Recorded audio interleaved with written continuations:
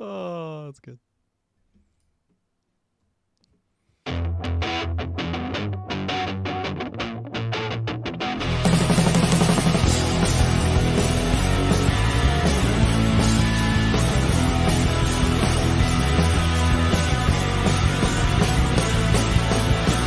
Get out the beach! Get out the beach!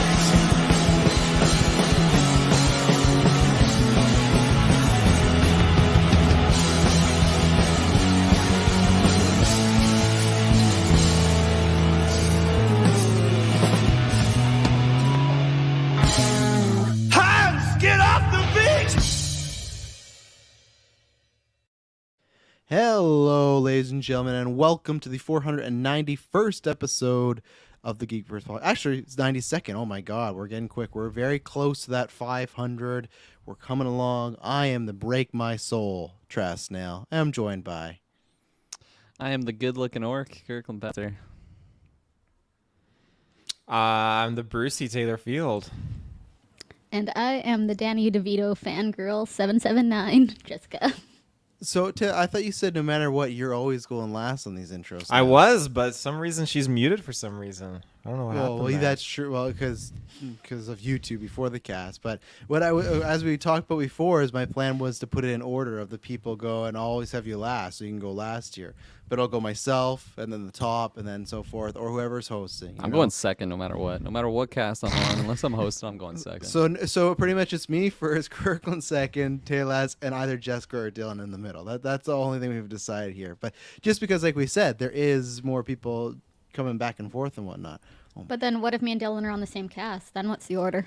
You're still in the middle. If it's a double.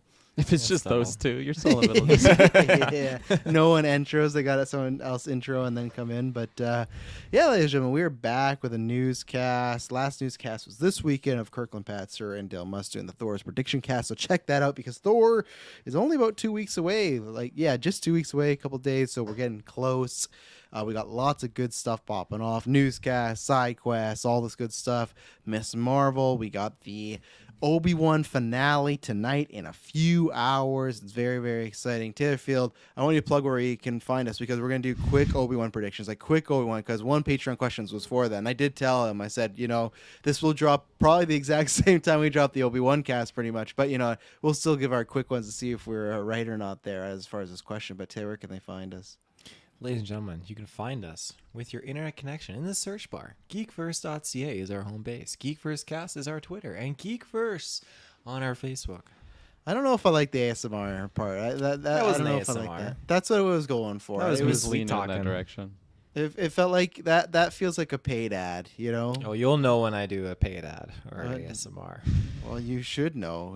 We've done quite a few of them now. We've been doing them almost for a year now. Manscaped and other people, so just pay us and we'll talk about you. But, that's why, because we're building the thing. But I want to shout out, because we had a new Patreon this week. I'm trying to find his message, because what you can do when you join Patreon at any tier, you can send in questions, topics, everything for the newscasts and reviews sometimes.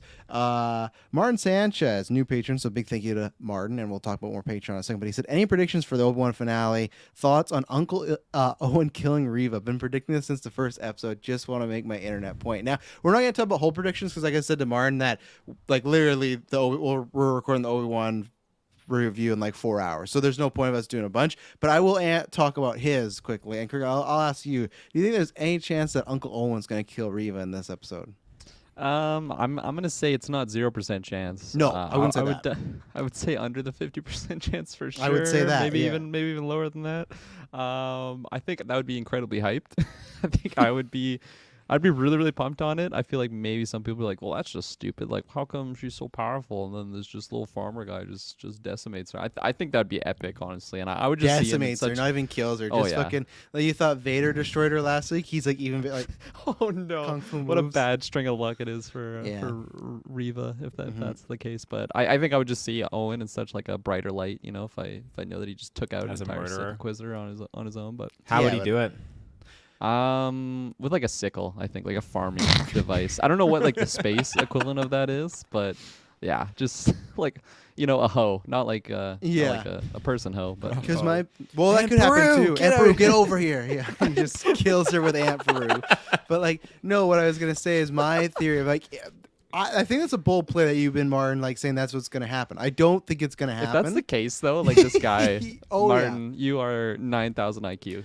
What I could see though is she goes after Luke mid-fight Obi-Wan. She thinks she has Obi-Wan down, and then like a shot from behind, and that's the most I could see Uncle Owen doing this. But I even think Uncle Owen would maybe just get a hit, not actually kill her. I don't think she's dying, so that's why I don't think it's gonna happen. But I would love to see that because fucking Joel Edgerton's the man, you know. He like whips that toy that Obi-Wan tried to give to Luke, like at the back of her head, and just concusses her. She falls on a rock. Takes That's her the head number story. clean off. Just, yeah. I said stop bringing this toy around. Like he does it like unintentionally too. Yeah. S-Bubs, I was going to make the same joke too. Uncle Owens breaks the floor through the house like John Wick and pulls out his own lightsaber. No, in Star Wars, though, it would be buried in the sand in Tatooine somewhere. He'd be like, Oh, I'll be yeah. right back. And he's like digging. You just see Uncle Owen like digging away, like the mom from Hereditary at one point. But You can see them like changing the canon. That's just where Jedis go to get their lightsabers. They just go to Oh, yeah. Tatooine and they just dig somewhere. in That the last desert. episode, that crate you see all the sabers, they're gonna shut them to Tatooine and just bury them all out there. Well, yeah, there was something that Dave the Film Junkie shared. I hadn't seen the tweet, but it was like,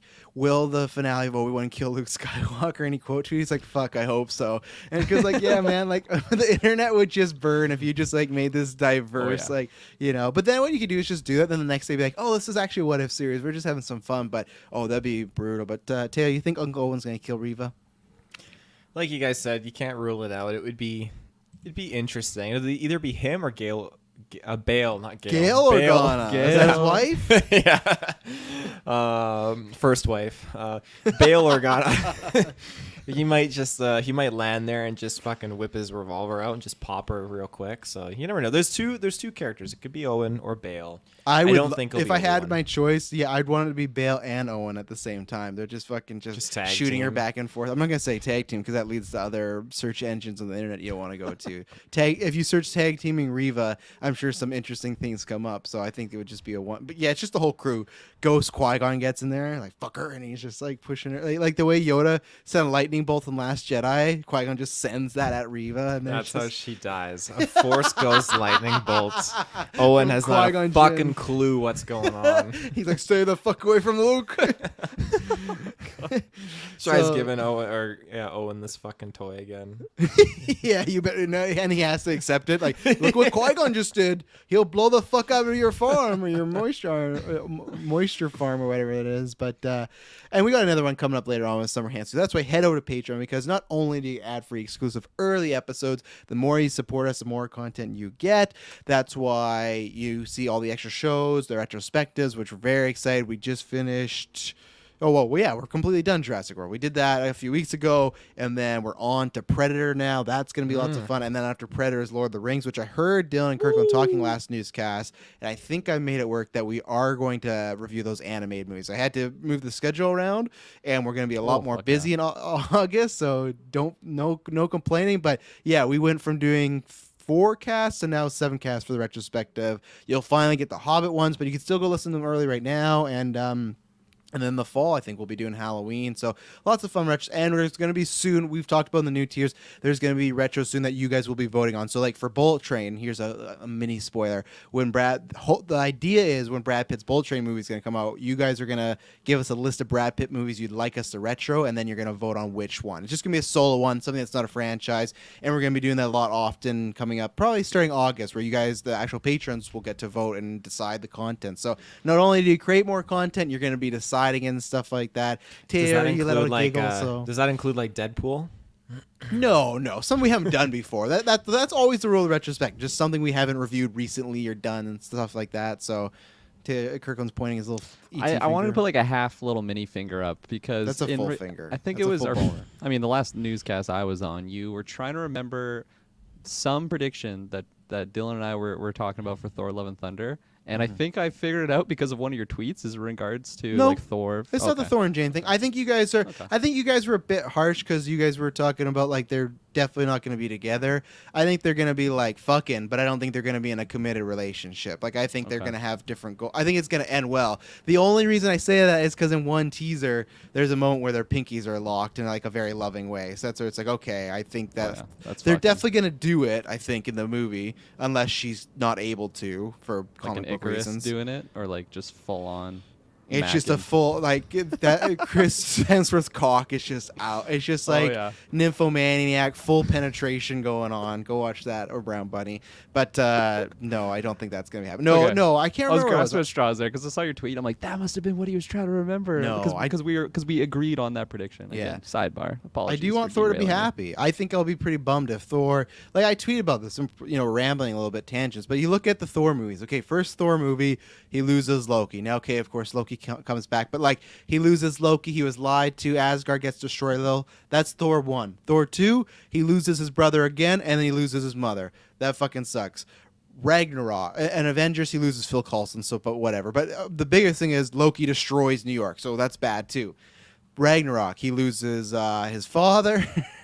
He loses, his hair. But, his father, most importantly. In Infinity War, he gets Heimdall taken away from him. He doesn't kill Thanos. And then you saw him in Endgame. He was a full wreck. So every time we've seen Thor, like, I know Wanda's been through some shit and she kind of turned and everything like that, but it's like Thor has gone through just as much, if not more shit. So I just want a movie where he's happy. I want him to end happy, end in a good place, and then maybe that's even not even have to be with Jane. He can find inner self happiness, but they're definitely still gonna bang it out. And I hope they it's gonna, I don't know, it's not gonna be anything great because it's still a Disney movie, but they're just muscly looking people. Natalie Portman's all jacked. Like, let's see it. Anyways, what I have to do is thank the highest tier, the Patreon producers tier. I want to thank all patrons, of course, but Aaron Brain, April Darkness, Carl Ritchie, Smalley Bigs at that biggest tier. So thank you very much. And thank you to everyone keeping it going. Thank you to everybody that if you can't support, that's completely fine for subscribing, liking, rate, review. Everything is down in the links below. So go do that right now. So Jessica has her ET finger up. I have a really random off-topic question, but we're talking about all the retros that we did that got released on Patreon early, and Jurassic Park and World being one of those. I just want to ask Taylor, did I make the right choice seeing Maverick over Dominion or Domination, whatever it is? Did you enjoy Maverick? I'm just asking, like, do you think I made the right choice? I can't answer that. Did you enjoy Maverick? And I'll give you my answer. Yeah. Okay, then you made the right choice. I feel like you would have, if you enjoyed Maverick, then I feel like between the two, it was definitely a more preferable choice that you made. So. I mean, that's the most Taylor answer you can give, so I'll take it. I thought it was going to be a bit more harder. I thought, oh no, Jurassic World is great and blah blah blah. But It's Growing up, definitely top three. Taylor top Field three in the Jurassic movies. early podcast days, he easily would have been like, "Yeah, no, you made the wrong decision. you Yeah. got to watch the Tattoo Nun. of it and You got to everything. watch the Annabelle. It's so good. You But, gotta watch the Annabelle." That's what he did to Jessica, Oh, right? Didn't he give you the? fuck I would have. contract I for would. the Yeah. Annabelle? Some future job me and Jessica working out. I'll be like, here you go, Jessica. Here's Maverick and Jurassic World Dominion. They're both so good. Yeah, exactly. They're Yeah, both 50-50 legacy odds, movies. They got original characters coming back. Yeah, I mean, there was that running joke about that back tattoo for a good year at Long least, time, right? Yeah. That's an OG joke. You got to go into the old tiers to archives. find that. S-Bubs, yeah, this is one that we're kicking around. I want to. He says if there's an option for Evil Dead Retro before Evil Dead Rise, I might have to go the higher tier just to vote it. Here, and this is where I'll always, if you go the higher tier, that's great. But I like to be honest that you can save your higher tier because we're probably going to try and do that. It's No, we're not doing that. Only if you subscribe, Why S-Bubs. you so- Only yeah, you got to paid cough it gate. up. Yeah, you got to get around. No, the reason it's tough. Like the reason with Jurassic World, why we like punted it to the next sequel because we knew like there's always going to be another one. Where the Evil Dead, I don't know when there'll be another one. Same thing with Halloween's. It's like Halloween ends. Now there will be another Halloween. I just think that's going to be further off. So some of these retros we're trying to do that are okay. This is, Jurassic World we had to do because, Taylor really wanted to, and we had to punt it a couple of years ago. But Evil Dead, I don't know. I think it's just an HBO Max movie, so I don't know how successful it is. And I'd love to do those. Those would be fun ones. So we'll see. It all depends on, time, whatnot. But that's why, again, it's no bullshit. The people that listen and the patrons, you guys make time. You literally pay for the time for us to be able to do this and, because it's I don't know. Like I said, I got my 1 day off, but I just did 11 days in a row and like a bunch. Even this week, we got Obi-Wan, Black Phone, Boys, all this stuff. So, and it's a good time. It's a fun time, but it gets quite busy. And you know what else is busy? This fucking Joker 2 movie, because we just keep adding a bunch of shit to it. So I'm going to go find the actual. I just wanted to read it word for word here, the report. But actually, I'll ask, because Jessica, you weren't on the last newscast, and I'm doing this just to kill time. What did you think of the Harley Quinn, Lady Gaga / musical? They're rumors, but it sounds like that's the route they're going, because it's from like very top tier reporter stuff. Like it's one of those like, oh, it's more of a confirmation. The only thing that can maybe fall apart is like if they don't offer Gaga the money they want, but they will. So what did you think about that while I look for this actual report? I'll be honest, I didn't listen to your guys' cast. I don't know what any of you guys thought about that. Yeah, I know. Pulled a Taylor. Sorry.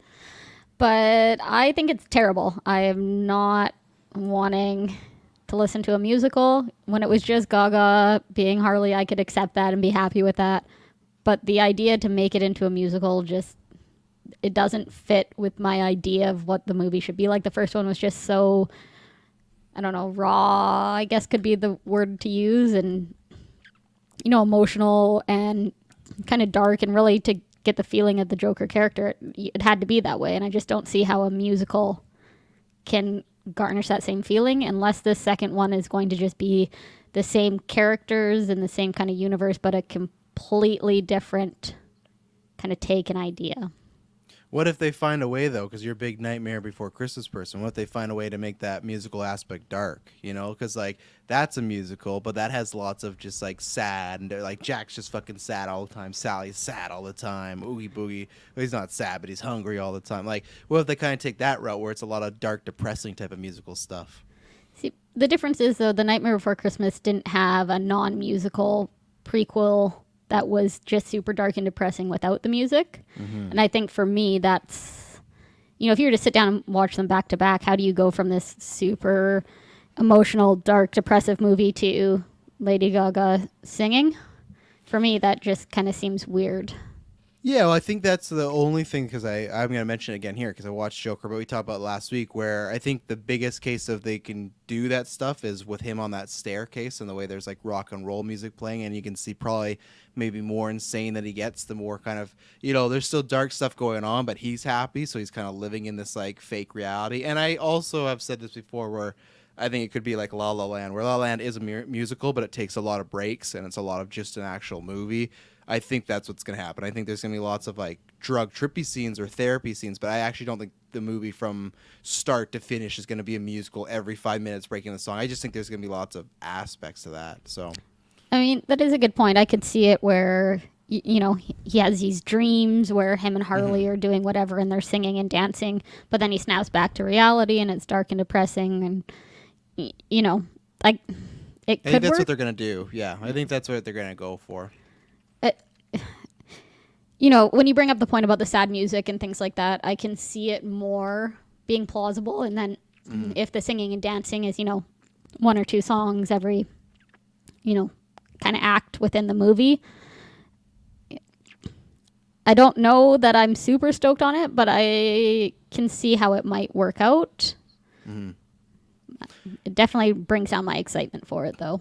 Well, there you go. So maybe we'll talk about this Batman thing as excitement too. But Taylor, can you upload, because I want to, of course, ask you about this. Can you upload your thumbnail into the drive? Because I wanted to bring that up there. Because I think you It's perfectly definitely in the drive. No, sorry, into this show. Oh, into the thing. Sorry, yes. StreamYard. Yeah, What's because I think you suspicious? nailed What the is it? Where are you leading assignment this? and you missed the assignment all at once, which I absolutely What are love. you talking about? You, It's you fucking gave him a lot perfect. of like free play, I'd say. Yeah, You know, no, like, go I'm so wild, happy with do it. this. If you're asking me a thumbs up, thumb down, it's a thumbs up. But it's definitely so good. It is so good. But I want to ask you how much I haven't time seen you it yet, spent so I'm on excited. Okay, so I asked before you show it to the people, Taylor. I said, okay, this is about a young Batman and Joker 2. Have some fun with the thumbnail. I give no other direction. So now you want to throw this up there, Taylor? Is it in the StreamYard? So, and I will describe it for the audio listeners once he throws it up there. There we go. Okay, here we go. So it's Joker. He's running in traffic, and there's a car. And the car, Taylor's photoshopped a young Bruce Wayne into the. As opposed to he just knows a young Bruce Wayne into the car. So here's the thing, I like because it is wacky, right? I have so many issues with this photo. One thing, this is just a set photo of the Joker movie. It's not even an official photo. Second, the car is going backwards. So were you trying to make it seem like Bruce Wayne was hitting Joker? In reverse, he's driving. In reverse. Yeah, he's trying to okay. Wait, before you defend yourself, the other thing is too, you use Bruce Wayne from Batman Begins, not even the Bruce Wayne from the Joker movie.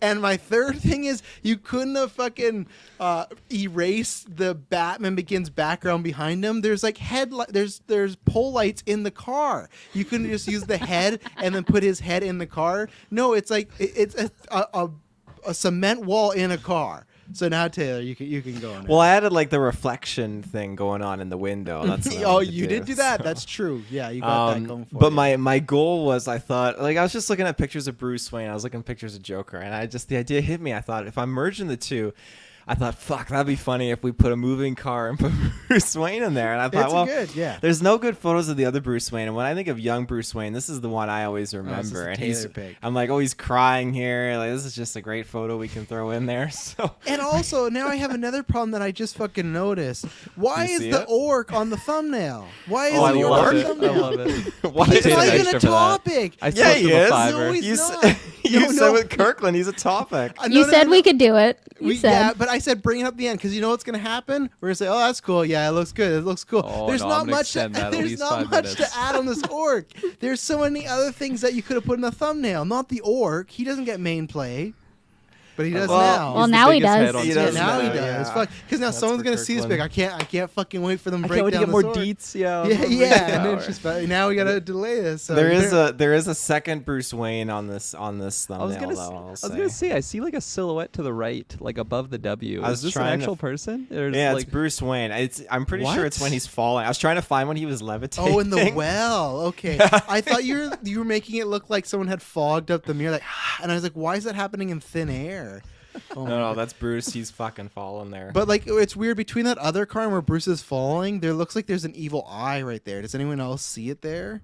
oh It's yeah, like no, yeah, abs- the it- arm, I'm where his thinking, arm, his right arm. I'm thinking like Pennywise. That's what kind of I'm thinking. Yeah, see? Wow, I clicked on this before discussion 0 out of 10. S-Bubs is completely right. It's coming. You got to listen to the whole video for this. It's like my least favorite thing about podcasts that that I'm a fan of. It's like this is why I like we'll do a main topic, and the main topic's always not cut out because we'll talk at least I'd say like 25 to anywhere from an hour about a main topic, right? I fucking hate podcasts that have something as a main topic. They talk about it for 3 minutes and they just move on. Sure, it's not clickbait because they definitely talk about it, but it's just like, yeah, this trailer looked good. You think it looked good? Yeah, it looked good. You like this trailer? Oh, it's a good trailer, man. I can't wait. Well, it comes out this fall. Can't wait for more. And it's just like, and these are usually some people with the biggest fan bases. It's like, fuck, man. Like, but they can do that, I guess. But it's just like we take all this time to do a main topic, and this is just our side job. These people, some of them, that's their main job, and they just, but fuck, it's just disappointing. But I've definitely cut some of those off. So, you know what I've cut off recently is my pubes because Manscaped. I'm dropping it right now before I get into it, man. They yeah. did the ad break before the main topic. Oh my god! Oh my god! We're not even But- talking about orcs. No, they're not even talking about orcs, but Manscaped is what you want to be doing right now because, it's raining right now in Kelowna, but it was just super hot a second ago, and you want to be heading over to Manscaped right now. Oh, because I just dropped my phone. You want to be heading to manscaped.com and be using that podcast code, the GVPOD, to get 20% off and free worldwide shipping. We've talked about this. They have a slew of products, but they got the premium package right now that every product we've talked about, the boxers, the 4.0, the nose trimmer, the weed whacker, the deodorants, everything. Like, they have a premium package that gets you everything in a reduced price, a reduced rate, and it's just fantastic. And I'm a little jealous because you guys are getting this nice carrying case and everything like that. But again, Manscaped, even just their carrying cases, because I got another thing from them we're going to talk about. It's just like, always nice. We've talked about before, stuff like the plow. It just feels good. It looks nice. And you want to be doing that because we talked about you do not want to be hot in the summer. You don't want to have swamp ass. You don't want to, you don't want some unfortunate event where you're swimming, your swimsuit comes up, and it's just huge bush. You don't want that. Some people may, but you want to at least trimmed up. That's what we're saying is like, you don't got to be, silky smooth. You can if you want to, but at least give it some like those bushes. Well, when you walk, you see a house to the left, you see a house to the right, and you see one bush that you can clearly see someone has their cutters or trimmers. It looks nice. Maybe they've done some shapes to it, and then you got this unkept fucker over there. You don't want to go to that party. You want to go to the one that has like the bunny bush and stuff like that, right? There, you're all about the bunny bush. Oh, I don't mind a good little bunny bush. I mean, yeah, you don't want to go over. I mean, you might have to ask for help if this person's got these big bush trimmers and just go like bend back and like spread them wide and just like get in there for me and just like just climb at it. But I mean, why get to that point? I'm a big advocate now for if you're going to weddings, you need the Manscaped package. This thing will just be your absolute godsend. And I use everything now. More daily now than I did before. Before it'd be like every couple days or whatnot, but now I can't leave the house without like scaping up and just going into town. And like I used the plow that we're using. We got like several heads with that, and I've been loving that. But Madison, like not the same head, different heads. She has a different head that she used, and she's been using on her legs. And she said this is like the greatest thing. Specific. Very specific. She's been using on her legs, and she can't get enough of it. So I might be buying some more Manscaped products for her. So, yeah. Dave or Kirklin Patzer.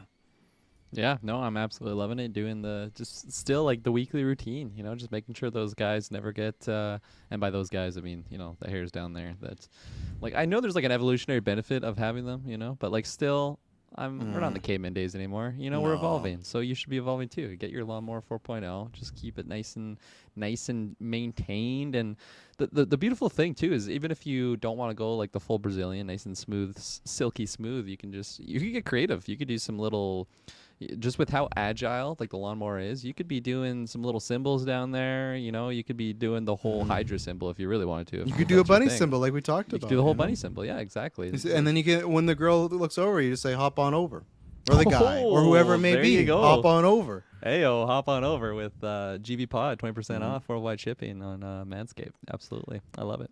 There you go. Do right now. The link is down below. Everything you need to know. So let's talk about things you need to knowing. Let's get into this main topic. We hear you, fans. We hear you. But main topic, Joker 2 to possibly feature a young Batman. So it's kind of an iffy headline, but still, the ideas of the hashtag show, I'd say they're definitely fully in that C route where they've gone things right, they've gone things wrong, but it's not just, nobody. So we'll see what it is. But here's the full report. And, Jessica, I hope she's out there listening. Well, she's in the chat, so she's probably listening, so that's good. So this is the full report, and this is why I want to read it. So this person said, I've exclusively learned through trusted sources that the title of Madness for 2 will have multiple meanings and interpretations. The first is the inclusion of Harley Quinn, obviously, but the second will be the exploration of the relationship between Joker and what is described to me as a very proto-Batman. That was in quotation marks.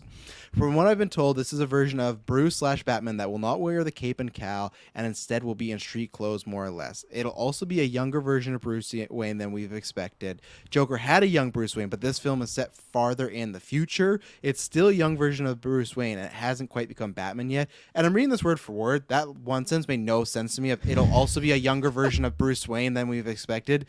But then the film is set further in the future. I think he's just trying to say, like, it's the exact same age as what you saw.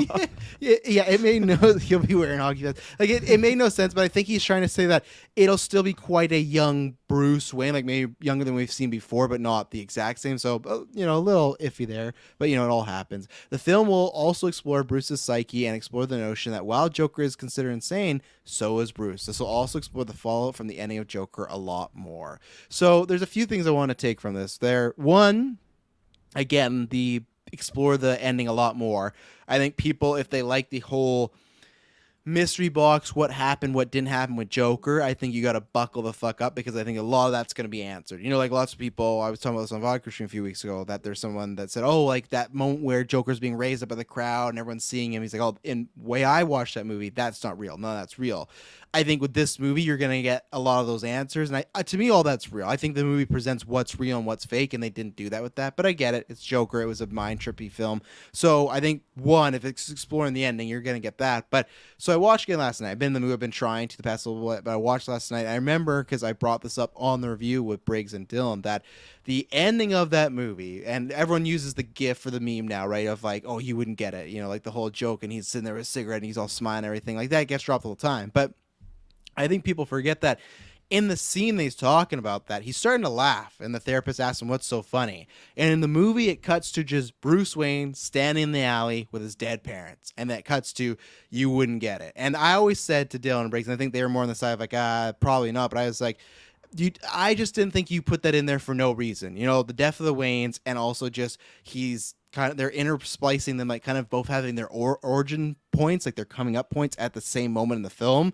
So I'm completely for this. I know there might be some people that might go, oh, fuck, more Bruce Wayne and more Batman and everything like that. But like the film explored that, especially in the next or the last film, they presented the idea that they might be brothers, right? Again, with that film, you don't know if that's true or not, but that is a possibility that they might be brothers. And I think that if you look at the riots that led to the death of the Waynes, he can have that as an idea as far as he wants to go after this guy. Exploring Bruce Wayne as a fucking psycho, I'm always down for, because he is a psychopath. Like, he is like, and I think this film, and again, people that are like myself, I think you also need to buckle up, because I think this Bruce Wayne's gonna be fucking murdering people. I think this is gonna be young Bruce Wayne. If he's just like not Batman yet and he's in street clothes, I think he's just gonna be going around finding people that are like, look at the Joker and inspire to be like him, and he's gonna fucking kill them. And I think the film's gonna come to head when it's like him and Arthur Fleck maybe. So I'm completely down for all this, because the film set that up in multiple ways, and I'm just excited to see, even if he doesn't have the cape and cowl, if he's doing like Batman like stuff, I'm excited to see like a Batman in this Gotham, because this Gotham's so dirty and so gross. And I also think like what Jessica was talking about, where if you don't like the musical aspect, I think Bruce's story will not be a musical. So I think that could almost be a good break from that, where you could get some fantastical stuff, but if Bruce is in Gotham just being like leading up to Batman, I think that's where you're going to get the more realistic stuff. And I think that he will come face to face with Arthur, because I think this movie, Arthur is going to escape from Arkham. But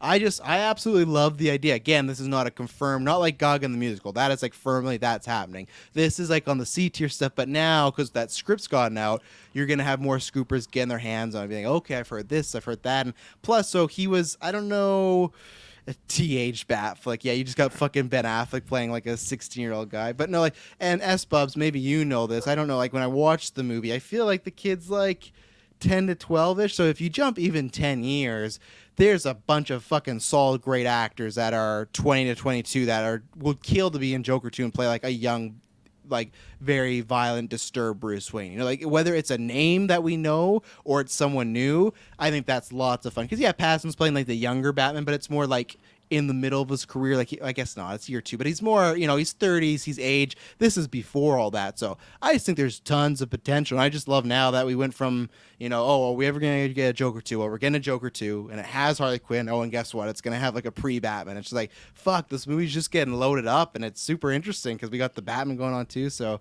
Kirk, what are you chucking about over there? I was What do you chuckling think? because as soon as you were talking about like a Bruce Wayne, just like, you know, in this Gotham, just going in and kicking ass. I don't know why my mind just went to like Zac Efron as like Chris R in the Disaster Oh, Artist. He's just fuck. like, what the fuck's my money, Denny? Where's my parents? Where's my parents, Arthur? Where's my parents, Arthur? He's like, they're dead, man. Yeah, you'll play horse.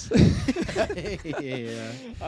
No, this is super cool news for me. I'm definitely not one that thinks it's like too much Batman. Like there's definitely those people that have just been speaking their opinion on that for like as long as I've been alive, I think, because there's been no shortage of Batmans. What happened? There's been no shortage of Batmans, and I think it's completely fine to do a younger one. And I'm picturing one, you know, luckily I have year 1 in my brain. I can pull from that, like when he's actually like going on the streets, not in the suit or anything, Yeah. like just doing like on street clothes. And I He think has a that's hat and a so- fake mustache. Yeah, that, I think that's so good because like he could still have a lot of like resources just because he's so rich, but he doesn't have like a bat suit and like all these gadgets, but he just has like more resources and he can pay for information to like get places. I think that would be so fun, and it'd be a really good like even if he's not like, let's say it's still Arthur's story, but you just have this like this Bruce Wayne guy just like doing stuff throughout the movie. I think that's so fun, and it's something I've never seen before. And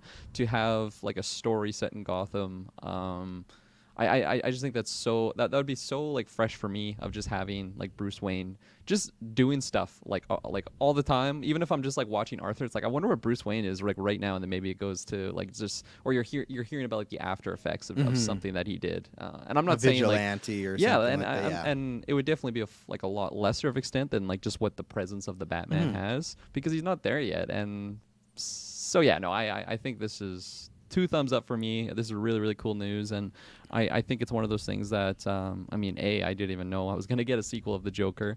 I didn't think it was gonna hit $1 billion, but it hit $1 billion. So there you go, money talks. We're getting a sequel. And then 2, I think seeing Bruce Wayne in like the usage of Bruce Wayne in that first Joker, I was like, okay, like they limited the use for sure, but I still think that's a healthy amount, and it worked really good for the movie because this is still Arthur's story. Like this is still about the Joker, but just knowing that he's out there and like he's still that damaged like orphan that we've Don't seen use before. that word. Okay, for Bruce, he can be damaged. He's just got a fucking tattoo on his forehead. Orphan. Is that brand?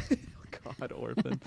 But yeah, I'm jazzed. I like that. Well, and the thing you brought up, like that's the good thing you can do where, because if it's still Arthur's story, you can almost use Batman as the villain, right? Like from our perspective, Joker is like the hero. It's the same way Tarantino talks about it. He says like he likes Joker enough, but he says like one of his favorite scenes is the talk show scene because it's like it subverts your expectations and it wants you want Joker to kill the talk show host, and you feel bad because like the talk show host might be a dick, but he's just like a regular guy, but you're like you want him to go mad, right? So it's the same way, like you could almost make it that way where Bruce, if you make him very violent, very deranged in a way where he's just like still upset about the parents, he's working through it, you could look at him as the antagonist of the movie. And that's what people always pitch too, of like, oh, if you ever did a Sinister Six movie like Spider-Man, if you made him the villain. But it's like, well, Sony's never going to do that. But if you, that's why you look at Sony, who's doing a fucking Kraven the Hunter movie where he says he's going to be friendly to animals and all this stuff now.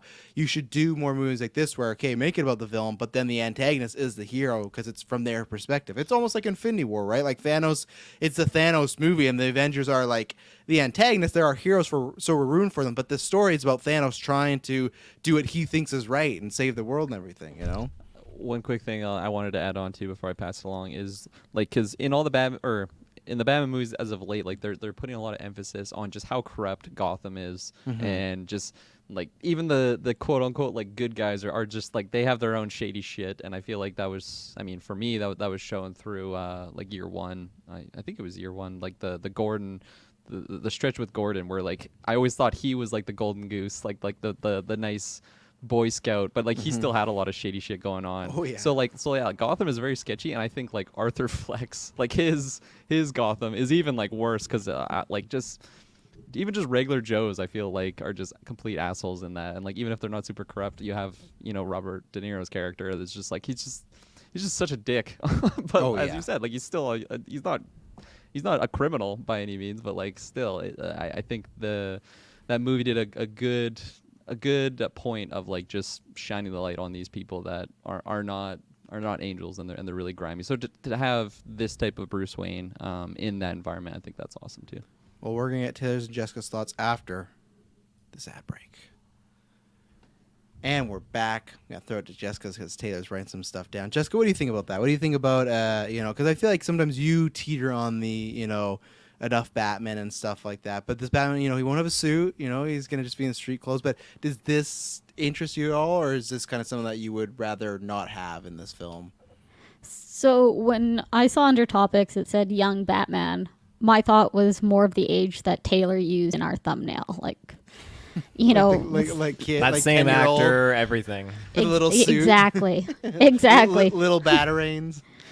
So, but then once, I was kind of listening to you read that blurb and you said, set in the future, but still younger. So I thought the same thing, kind of between 22 and 25. Yeah, maybe even like a 19. Like if no matter how, like probably like late, like just graduate or something. They could do that. He's voice cracking. Yeah, well, maybe, it talks about, we find out that he didn't get his parents' inheritance until he hit 21. Now he's 21, and now he has all this money. Because he's the brother, yeah. He hit 21, and he's just hitting the streets, just covered in just blow, like just and blood. Blood money. Blood. Where's Arthur Fleck? Where's the Joker? So I think that the fact that it could be that age definitely makes it a little more exciting for me.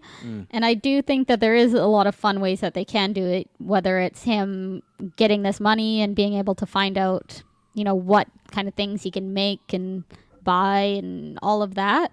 And I think the idea of, kind of what Kirklin brought up about it being darker scenes just kind of sprinkled in, and that's, kind of melding what Travis said, that's your break from the musical and the happy pieces that you get with Arthur. I think it does add an interesting piece to it. I do think that it can't be too much because it is not, his movie. I think it just kind of needs to be sprinkled in a little bit, but it's true.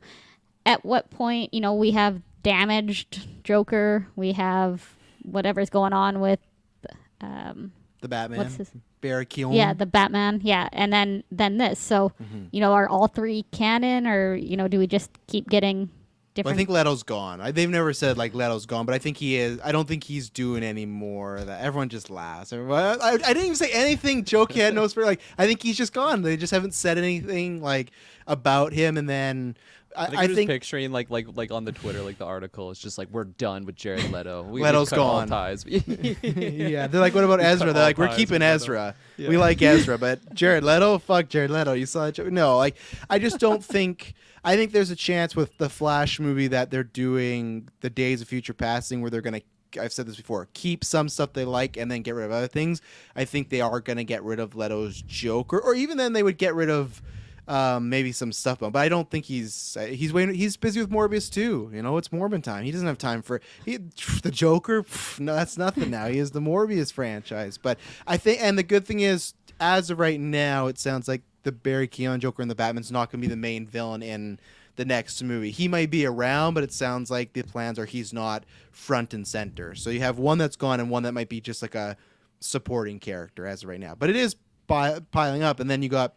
For Batman, you got Pattinson, you'll have this one, and then in The Flash, you have Michael Keaton's Batman and Ben Affleck's Batman. So you're going to have 4 Batmans in maybe the next 2 years. So, I mean, I think it could be interesting because we've already had Joaquin say that he's not. I mean, he didn't want to do this one, right? So chances of us getting. No, he never said that. He never said. He just has said before he's never done a sequel because he's just. He always said he would do this if he got a good script. It could be a good script. It could also just be a massive fucking payday. But that was the thing where he was the first choice for Doctor Strange.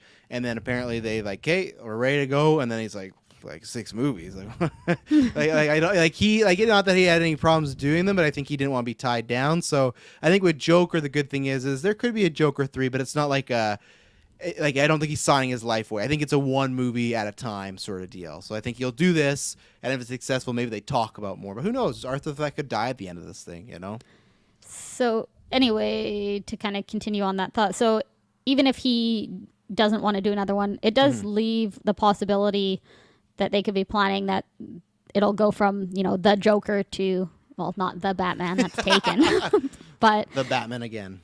The teenage Batman or whatever Yeah. it is, and continue on with this character. So Or just Bruce. It's just called Bruce. there you go. Yeah.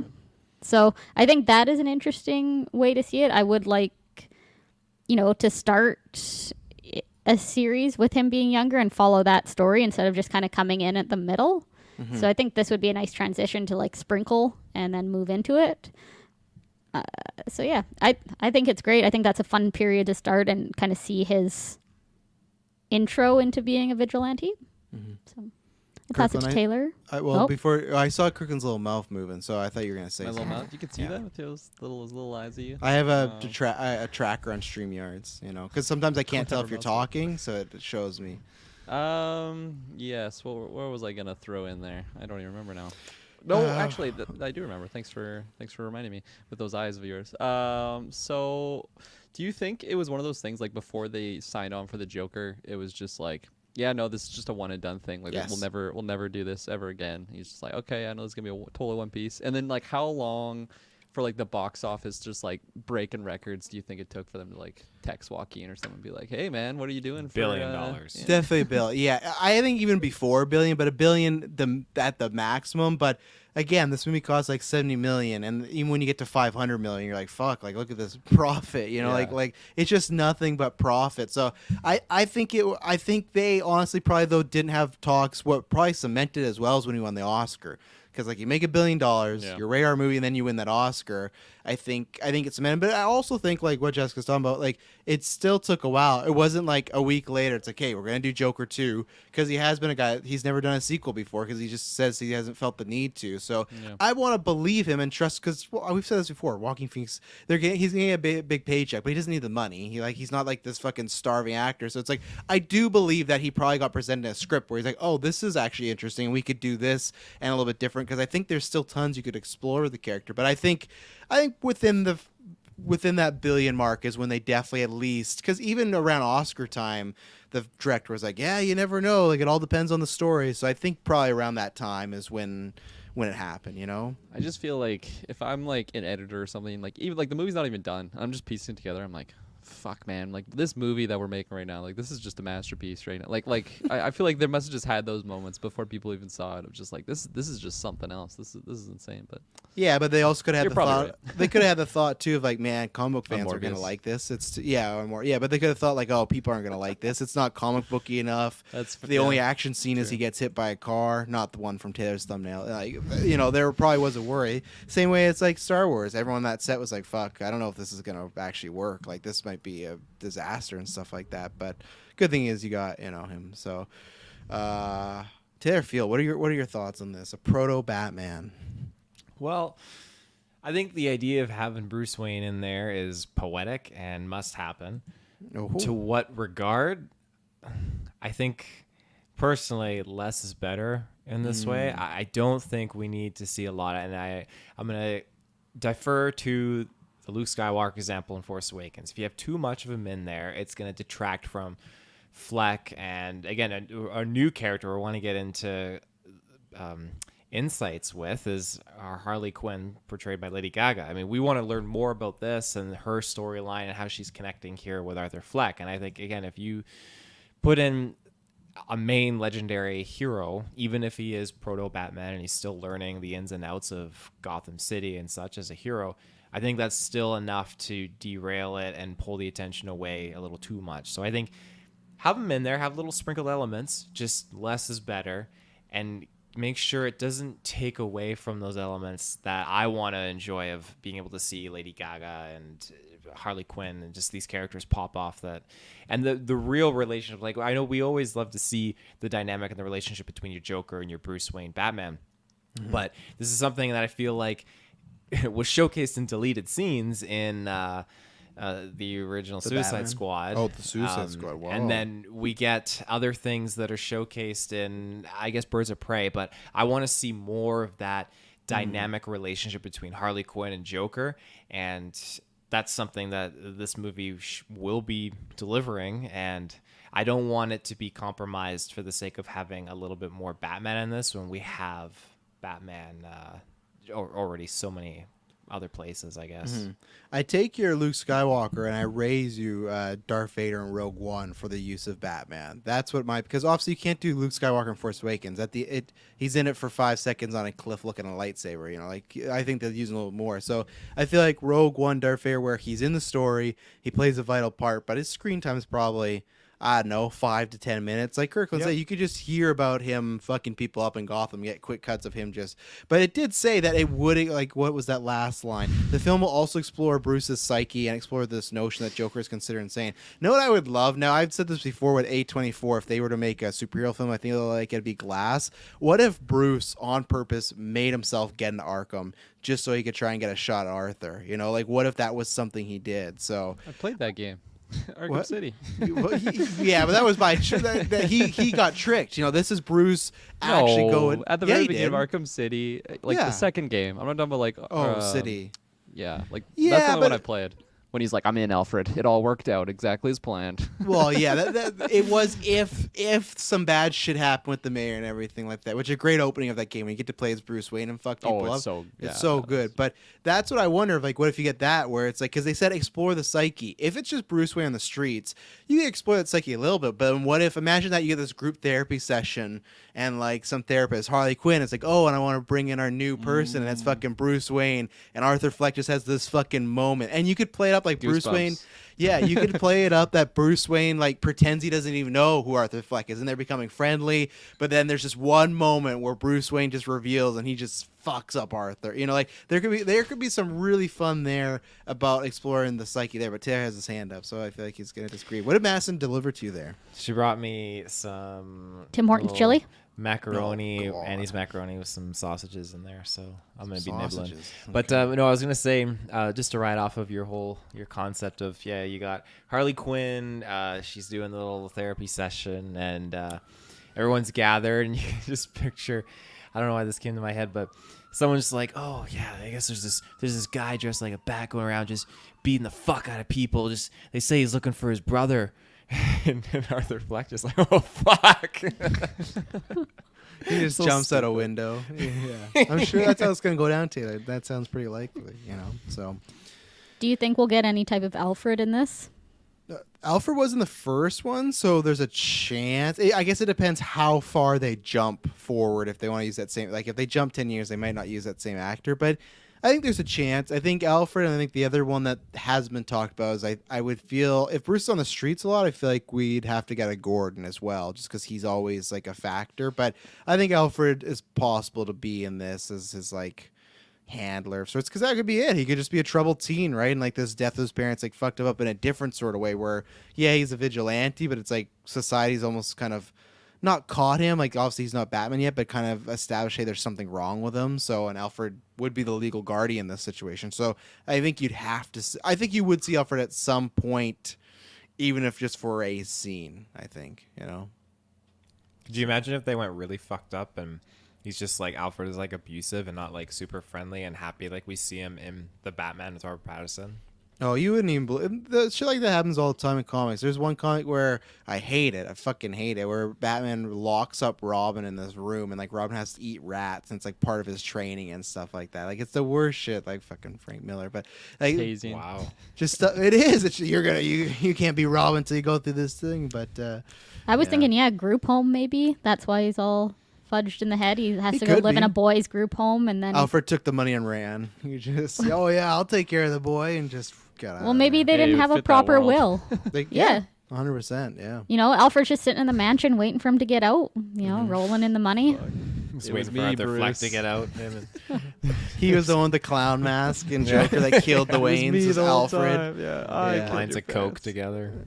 Wow, Bruce Wayne soon. I actually wouldn't put it past in this movie. Like, I would love to see that because people are gonna joke and think that like Zack Snyder had the darkest Batman. You got like young Bruce Wayne doing a fucking 8-ball in this movie just to like get fired up. Oh my god, like the internet will be a fucking fire. Like, yeah, I feel like you think Todd or Zack Snyder got shit. Todd Phillips got even more shit. But you got young Bruce Wayne doing coke off Harley Quinn's backside or something like that, like Wolf of Wall Street something. style, you know. Here comes the I'm train. in for it. I'm in for it. Honestly, I like it. Yep. I'm buying my day one ticket if that There happens. you go. And even if it doesn't happen. Anything else? Going once, going twice. Sold. All right, so let's talk about another thing that, you know, we talk about Joker too, where it's like, oh, is this something that should happen? Is this something that, you know, people want? Is this a good idea? So this is where I definitely want to bring up this news that broke on Friday. So Game of Thrones. So obviously it ended a few years ago, but they're still going on heavy. They have like 52,000 spin-off and prequel shows announced, and they got a 53rd, I guess. But they announced that they are doing at least it's in the works. Obviously, it's not filmed yet, stuff like that. So things good. It's so weird. There was a Game of Thrones prequel with Naomi Watts that they filmed like a pilot for, and they just didn't like it and they scrapped it. You know, it's so weird. And even like if you go back in the history of Game of Thrones, the same thing happened. They filmed a whole pilot and they reshot the entire thing because they didn't like it. So Game of Thrones will do that. They'll fucking just cut it if they don't like what's going on. Like, no, it's not happening. But supposedly they are doing a sequel series with Jon Snow, aka Kit Harington, set to return. There's no other details, but obviously this is a big thing because, you know, there's no other books, so there's no sort of story to go off of. Obviously, we don't have the last 2 books, so they had to do that with the other seasons. But it's also, you know, the last season of Game of Thrones is supposed to be the finale, kind of the end point for these characters, right? But now we're going into different territory. So Taylor, you went last on the last topic, so I want to start with you. What do you feel about a Game of Thrones sequel series with Jon Snow? Do you want it or do you not want it? I want it. I think I kind of do He's want my it. Just 'cause queen. I'm kind of curious. Like, do I need it? No. But I mean, I'll take it and I'll watch it and kind of see where they can go with it. I mean, I don't think it's necessary whatsoever. And good luck getting any of the other cast members back. I really don't think you're going to, unless like What? they've. I think What a do you lot mean, of the other good cast luck? members. I don't think you're gonna get a lot of them back, unless like they're Oh, like dying man. for a What are they doing? paycheck.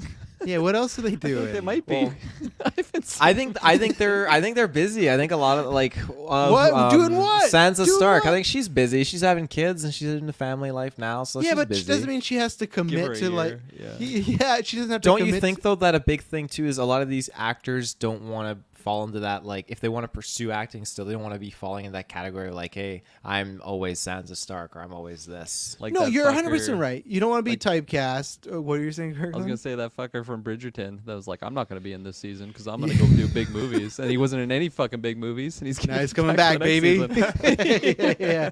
Well, and you're completely right, Taylor. Where you look at someone like it sucks, but like you look at Daisy Ridley, same thing. She's gonna have the same thing Mark Hamill had, where it's like I don't think it's getting much work because it's like she's just Ray, but at the same point, then you got people like Hemsworth, where I think he's smart, where he's like, I'm gonna play this Thor role till they tell me to start. Like every time they ask, I'm gonna say yeah. So yeah, it depends what type of actor you are, but I think you making it sound like it's so impossible. I don't think so. Even if it's one episode, stuff like that, I think you could see many. Like I think people want one. The series I think people want more is Arya, and like an actress like that, I could be like, okay, you could do that. And I think if this hits and it's successful and it's reviewed well, a lot of other actors will be like, yeah, I could come back. I could do that. So no, I don't think it's off the I table. won't say like a 0% chance, not at all. Like characters that are coming back, I'm gonna think you're gonna have. I can't remember the name of the guy, but the one, God, I can't remember like the that guy. terms. The bigger guy that was like the best friends with Kit Harington. He's Oh, fuck, the what one is his name? wildling. He's like, I want like the big woman. Like I want to mate with the big woman. You know that guy. Was he with him at? Okay, obviously Game of Thrones spoilers. So if you've not seen it, jump of everything. But like, was he with them at the end when Jon Snow like left the wall? And Yeah, everything? they were strolling out back Yeah, out there. but same thing like you're gonna say. What's that guy doing? I saw him in some fucking commercials, and that's no disrespect. Commercials pay big fucking money. I'm just saying, like, the good thing is where you can be right, Taylor, is because they left the wall and went somewhere else. He doesn't have to bump into a lot of the characters we knew for a while, if at all. I'm just saying that, like, I think this as a sequel, I think this is like a rule breaker, and not the worst way, but just like it's like if Return the King happened, and then a year later they're like, hey, we're gonna do an Aragorn movie, and it's like, well. Like, that's the end of the story. Well, not anymore. This is the end of there's a new story. So I don't think you would actually have many characters right away in this show. Yeah, not right away. Definitely trickle in later on. But again, like I said, I'm interested. Like, we're not even out of the gate yet on the prequel series, and the prequel one definitely has me actually really anticipated just to get the dragons back and everything and see like the rise of the Targaryen Empire and all this kind of stuff. So that'll be very cool to see. But this, like, I imagine it'll be much more low key. Like, I'd be so down for White Walkers to come back. Oh no, please no. We spent I'm- 8 fucking years building up to them. Let's not do this. No, again. it was a build up. There's to new threat. something else, It's but- no, it's not. Like you have a new series with no books. You can go anywhere you want. That's the one pro about no books. There's cons that's about no true. books, but you can do anything. And you're gonna go White Walkers again? I'm a White Walker sucker, but I'd love to see Stannis Baratheon make a comeback at some point. You know, winner of our Game of Thrones poll. You know, We'll get shout some out Stannis Stannis. fanboys God. back. He's Oh, yeah. Jessica, what do you think about this? What do you think about this news as far as a sequel series with Jon Snow? So just kind of before I get into it, didn't he have a bunch of problems with like his mental health after this? Because Yeah, well, that's what he said. I don't know if that's a full story, and I wasn't sure if it was also maybe some other things. But yeah, he did go to like a rehab facility for a bit. So yeah, I'm just wondering how that will play on things too. Because I mean, you would think if it really, there was a whole bunch of news articles on it. If it was that bad, why would you come back? Because the White Well, that was Walkers are defeated, right? That was before he was even casted in Black Knight. I remember because I chose him Yep. in my comic book draft, and Travis was like, he just checked in rehab, right? I'm like, why the Yeah, I fuck was didn't you like, tell me that before I picked him? well, He's I like, don't want Oh, you to Travis leaned over. He's like, "Yeah, Kirkland doesn't know he's in rehab. Like, keep Oh, it yeah. secret." And then I'm like, you fucker, that's gonna come up and bite me in the ass. And it didn't. It gave me points. No, So, yeah, he's in Marvel. He's gonna be fucking Black Knight, so he's fine. But also that that story, I'm not trying to say he's wrong, but that could be just a quote unquote reason, like, oh, something to do with the show, but it could be other stuff. That's just an easy, like, it's creative differences. Like, that's what they said in the public, but who knows if that's the real reason. And if he's doing the show again, I don't know if it is. I don't know if that was the real reason, or he's just in a better place now. That could happen too, right? It's been a few, like, they filmed Game of Thrones a while back, remember? Just because we saw it that year, they'd film it, and yeah, he's been in Marvel. He went to the facility, so maybe he's just good to go now. I think he has. I don't want to misquote. I don't think he has a kid, but I know he got married too, so maybe he's just all around doing better. Yeah, I think it could work. I don't remember how it ended so much, so I don't remember where it would go from here. But So I remember he was casted back to the wall because so what was happened? He was supposed to be don't laugh. Don't laugh. Yeah, it's not great. But so, okay, Daenerys goes crazy, right? Fire everywhere. And she just, for some reason, just snaps all of a sudden. He has to kill his love, but because she's like a queen or something like that, it's like treason. So the kind of in between was like, we're not going to kill Jon Snow because like she was being a bad queen, like an overruler, but at the same time, he still shouldn't have done that. So instead of, because he was supposed to be the next up for king, if instead of that, we're sending him back to the wall to serve another thing. But what he decided is when he got back to the wall, he just took those people and fucking left. So they like, he has one kid. Good job, Kid Harington. You got one kid. So he took the people that are supposed to be at the wall, staying there, watching over, and he just left. So he was going into, and I believe this, Kirklin, too, you may know more. Isn't he going almost like in Star Wars, like unknown regions, like place we haven't, like more it's like in the books, it's like they don't know what's out than there. we've ever been before. Exactly. I So don't it's think like, he Well, said that, but yeah, and like we're the not Wizard of gonna Oz out know. there. We're not gonna know because George R.R. Martin can't write a book to save but his we're gonna life. know now because that's what the show's gonna explore. So they're going out there without, but he may still have a hand in it. Like he had a hand in this sure hope prequel so. series. Yeah, well, he's getting a paycheck every time, but he had some say in the prequel series. So I guarantee you he'll at least have some sort of like producer credit on it or something. is it just because he like invented it? Like that's just the reason. Even if Yeah, I he's think not a part of it, he just gets cash on his. I don't think doorstep. Warner Brothers own. I think it's like a Harry Potter situation where they don't own the IP, but they just have a partnership with George R.R. Martin of like, hey, we're gonna do all this shit, but it's kind of like like with Lucas and Fox, where it's like, yeah, we're putting out the Star Wars movies, but Star Wars belongs to George, Oh, okay, but like if he was just like, no, you're not doing that. Like this is my property. Like could they just be like, oh, okay? I think well, so. guess we're It not doing depends this. on their deal, right? If he just signed a deal where I have to approve every product, then yes. But if he just signed like a 10-year, like, hey, we'll make a partnership, Yeah. they could just make some. It all depends on the contract and stuff. But I guarantee you, he is. I think with how close he is with all this production, that he is approved or given the thumbs up to it.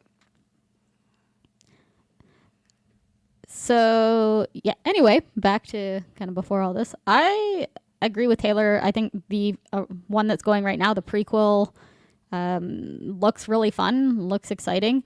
I think there's definitely some concerns just based on there was such a big letdown with the last one, and I think how the prequel kind of when it first launches, how it reviews at the beginning, I think that'll be a big determinant if it moves forward or not.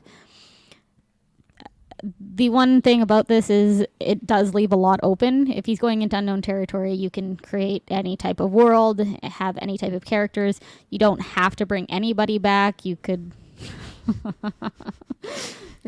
as we're Bub getting says, Grey Grey Walkers, which Oh, is fuck. which is good. So yeah, I think that It's not good.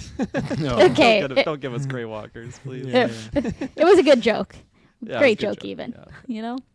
So I think there is a lot of fun possible ways they can do it, and we don't have any type of director or anything yet. So I think that No, yeah.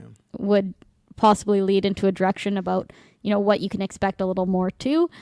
Overall, I would be interested in watching it. So George R.R. Martin had got a paycheck for $15 million for every season of Game of Thrones. Approximately, he's made $200 million just off the show, and this 50 was or 15? 15, but still, he's racking in $200 million already. And then in 2021, he decided to stay in business. So again, HBO right now has the television right. So it's the same way as, Amazon is doing The Lord of the Rings, right? But it's like they don't have the movies. They just have the rights to the Right. shows. It's similar to that. So right now, George R. R. Martin in 2001, he signed a 5-year deal with HBO to develop new shows for the network and its streaming service HBO Max for 5 years. So I guarantee you everything that comes out is George approved, it sounds like, So or he has a hand in it. So that's the way it's going. So Maybe he's having like money little bag in meetings. hand too. Jeez. He's Oh, having yeah. some meetings with George Lucas. Like, George is like, yeah, they bought my movie franchise, and R. Martin's like, oh yeah, they keep buying my scripts. I keep making all this money. But the comparison. difference is fucking George R. R. Martin gets a co-executive producer credit on all those, so Yeah. he has a say. Where George has Zippo to say He about gets the Star Wars. special George thanks to voice. George. Yeah, he gets Lucas in every the credits. episode. Yeah, thanks George. Thanks for the money. Do the But little like, George voice there, Travis, too. I was missing it. George from- R. R. from Martin. Taylor. I really like Game of Thrones. I'm sorry they Gets me every time. I'm sorry they hated your ending too. I get it. I feel like I don't even know what he sounds like in real life. 'Cause Don't in do a my head, prequel. it's just- Don't do a it's just- prequel. It's just you. It's just the voice of George Lucas. Don't do a prequel. but sorry, go ahead, Jessica. I don't think George R. R. Martin writes the scripts though, right? Because No, I don't think so. Yeah, he doesn't he hasn't writing books or anything, so obviously I couldn't see him spending all his time writing scripts. So $15 million a season. I'd fucking pay anyone. I don't to know write if my he's writing those seasons or books. scripts. What did he say? He She's said something like McQueen, George he- Martin. he said something like in 2020 the book's not out, like lock me up, and it's like we're coming on almost 3 years here. I don't think you're getting those books. One of my theories also is still that the books end very similar to the show, and he's like scared to put them out because he's like, because the creator said George told us how it all ends. So I'm guarantee there's some changes and some differences, but there's part of me that thinks that the books end very similar to the show, and he's like, fuck, like everyone did not like those. Not everyone, okay. It was mixed. I'll say it was divided. Like, what do I do? And maybe he's just gonna release him when he's dead. They're just gonna come out and he doesn't have to deal with it. But it is strange that they have not come out at all. I know they are big, like girthy books, but it's just weird now. We're 2 books behind, and he's already doing like a sequel series that doesn't have a book. Super weird stuff. He's got 2 books that he's got to finish. Yeah. I mean, yeah. I wouldn't say it was a 50-50 split. Like an I think 80% disliked it, 20% thought it was okay.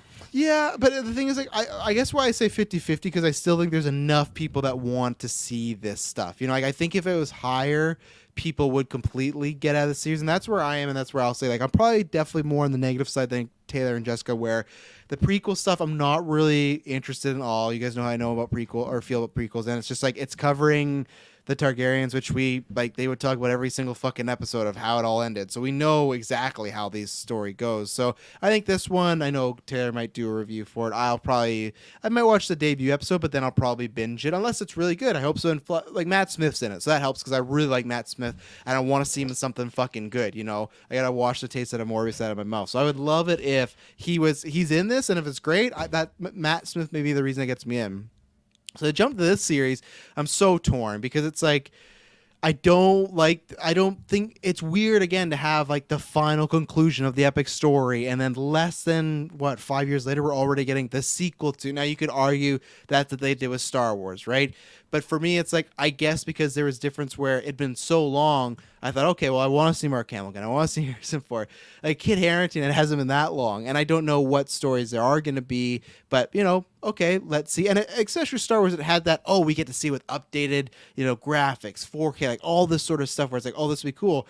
The Game of Thrones show, this one with Kit, is not going to look that much different than the original show. It's not like a huge leap of technologies happened. So, but if you tell me 2 things, like one, I do like Kit Harington, so that gets me in, and I'm uneasy about it being a sequel series, but I do like the idea of going forward instead of backwards. Like that's what we talked about, or you guys talked about a few weeks ago with those Star Wars movies, that I hope Kathy's right, where these next movies are moving past the sequel series. Because I'm loving Obi-Wan, and there's some good Star Wars stuff, but I hate that we're always stuck like, we can't go past this certain point. There is this line and you can't cross it. So I don't know if Game of Thrones should cross that line. That's going to be the question when we see the show, because it could even make it worse. And that's the other thing. I'm one of those people that the finale really made me not interested in anything Game of Thrones.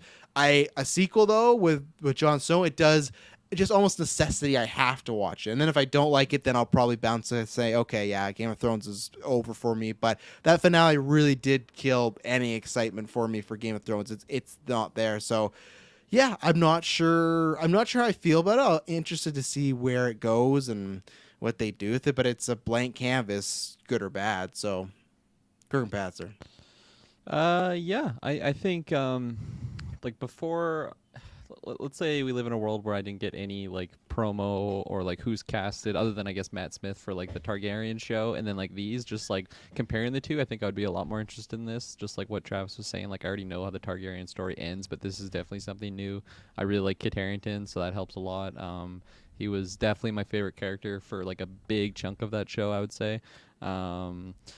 And so yeah, I think this is cool. I think this is like we already have the Targaryen show, and then now this. I feel like Game of Thrones is one of those things that we just never really say goodbye to it. Like it had such like not a anymore. big, Yeah. it had just such a big like presence on like just like TV shows in general. Like when did the show even start?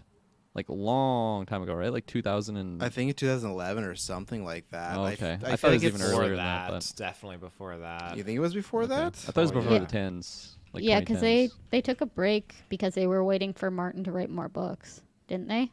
It's not before the 10s, you fuckers. It's 2011, April 27th. Get out of here, fuckers. I you wasn't sure. fuckers. But yeah, but Taylor's no. He was like, not the 10s. I was not the gonna 10s." put money it was on like, it. It was like If you didn't Kirkland tell during me, the I would have Strikers. slapped $100 bill on It's like it. Kirkland during the Strikers match. Not a Pele Pele, kick? yeah. What's a Pele? Yeah, That's but not, this it's time a around we bicycle were actually kick. wrong. It's a that time I bicycle was kick. right. No, you were not right. As I got emails every day about fucking Pele, the man No, who made no. the bicycle kick popular again. It's a fucking Pele kick, ladies and gentlemen. So It's because 2011. your phone is like getting targeted ads. It's like, No, oh, it's this guy talks not. about I Pele a subscribe lot. to Let's just Root. send him I Pele subscribe to Roots of jerseys. Fight. I'm wearing a Roots of Fight tank top right now. Heavyweight. I'm a heavyweight. Boxing Where's the heavyweight. Pele you on the know? back? Okay. What? I want, if I said before, if Roots of Fight, if a T-shirt didn't cost like $100, I would buy you one for your birthday or something like that. But Yeah, I one, love it. I have a these Brazil the jersey. Roots of Fight cost so much, and also they only ship to US, so you have to get one of those Aw, fucking like Bastards. How are but you now- still subscribe to them? Like fuck, flip your. Oh, because I'm gonna mailbox buy there. so much stuff because like they have a Bret Hart line.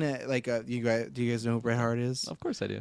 Most famous Canadian wrestler, and like I love Pink, and it's like him. It's Pink gear. Oh my god, I'm ready. Like I'm gonna be once those borders fully open again. I'll be dropping $100. You're going to Roots of Fight right now, aren't you, Kirk? I What just is a googled Roots- Bret Hart Roots because to I said Fight? I know who he is. But I Kirkland, confirmed. you should not so much Taylor, but you should go to Roots of Fight, Taylor.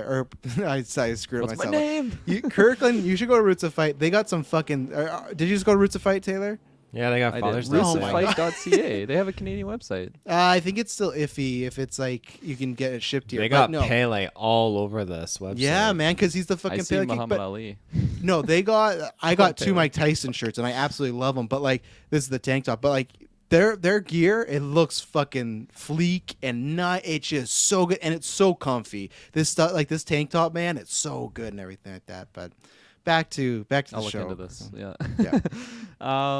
Yeah, about the show. What was? Oh yeah, because I think I started watching it when just 2 seasons were out, and at that time, like, I don't think 2013. people were. I don't think like a lot of people, at least in my social circle, were like, like, oh my god, you have to watch Game of Thrones. Like, it's such a big thing. Or like just hearing it on like the social medias. Like, it definitely didn't have that presence. It was just like my dad was like, you got to watch this show. It's really good.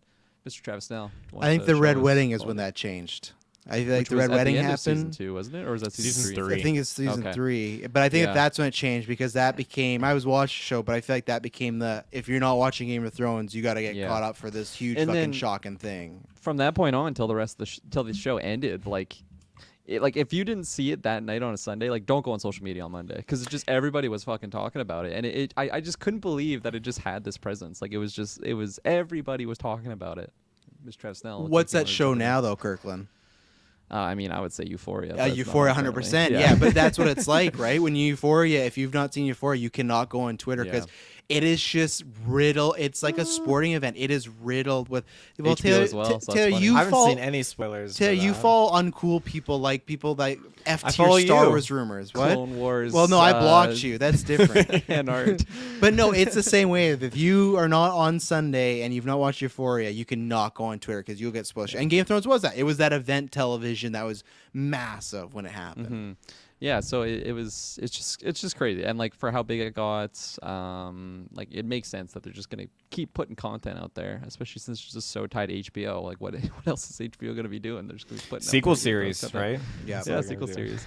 So yeah, I would say yes, my thumbs up on this one. I don't think the last season is enough for me to be like, I'm just done with this series. Like I just actually this week I have a summer student working with me right now, and I was talking about Game of Thrones, and he had never seen it or anything, but he's like a big reader, and I'm like, dude, like honestly, a lot of people like give shit on like the final season, which is warranted, but the show is really really good. Like there's a lot of great content in there in those early seasons.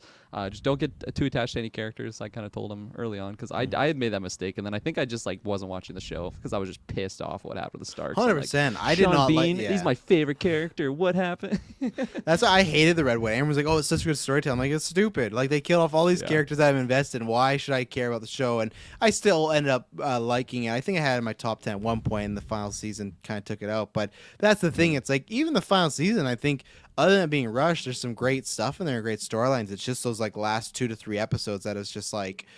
It's crazy how like 3 hours of content can just take down 8 seasons of a show, you know, like it's just like, and that's why I do look back and I still say like technically and stuff like that, it's probably one of the greatest shows. It is one of the greatest shows ever made, but it's always, if you don't stick that landing right, there's a reason why Breaking Bad's talked about so fondly, because they fucking stuck that landing when nobody thought they were gonna, and Game of Thrones had that same thing. And they didn't stick the landing. And then look, and I think Taylor, you even compared this. Like, look at Dexter, same thing, right? Now, difference, because I think the last few seasons of Dexter were not. They were the quality was down, but still, the finale was even worse than that quality. It's like, well, let's do it again. And I don't think this is doing it again, but at least if the show is good and people like it, maybe it helps it like a little bit. It's tough because you still have stuff like Bran is king, and you have like the terrible ending with Jaime and Cersei. Like there's stuff you can't fix. It's not like Dexter where it's like Dexter's one character of the show, you can fix him, and I think they relatively did. I liked the revival. I think it ended him in a better place than the show.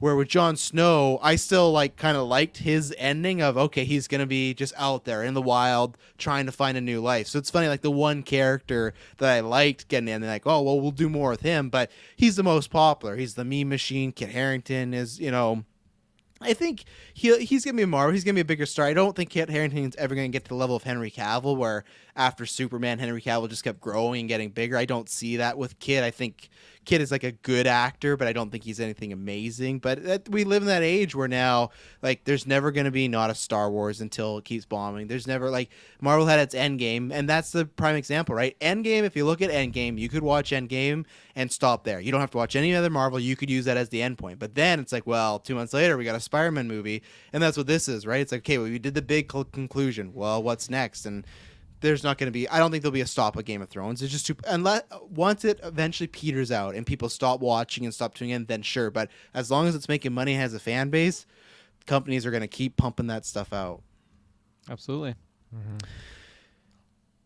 Got a point? No, I was gonna say. No, I was pointing at Jessica. Jessica. I was waiting for Kirklin to talk too. I was looking at myself, and I'm like, did I do something there that I signified? Well, before Jessica goes, let's take another ad break, and then we'll be right back. And we're back. So now, Jessica, end us off on this Game of Thrones conversation. Me? You talking to me again? No. So yeah, this kid, it finished on May 19th, 2019. So basically 5 days after Kai was born. And the day Kai was born, I started watching it in the hospital. So I powered through the entire season and Wow. like the entire show, and it was like a In week 5 or something. days? Oh, no, crikey. No, it was like That's fast. it wasn't right at the end, but it was really close to the end because I had nothing else to do. I was stuck in the hospital and then home with a newborn, and so I just powered through it. And then it felt like almost instantly it just dropped off of social media. Everyone hated it, and then all the talk of Game of Thrones just absolutely ended. I'm just going to say 8 seasons of Game of Thrones just non-stop, just lying in a bed. That's a fucking heavy watch. It's a lot of floppy dongs. It's a lot of floppy dongs on Damn. Oh, A man. lot of death, a lot of murder, yeah. A lot of cousins Betrayal. and brothers Just and coming out sisters just banging. depressed as fuck out of there. Like, yeah, just people like paranoid not a you're going to feel-good get show. fucking Yeah. stabbed. No, it's not. Postpartum wasn't hitting me hard enough. I needed a little bit more. You know, whatever. What else am I gonna do? Yeah. Take care of my We're new not one. judging. Oh. We'll see if it can win it back. You know, maybe it'll be a darling again. You know. I don't know that I'll review the prequel with you, Taylor, but I would probably consider reviewing this one with you.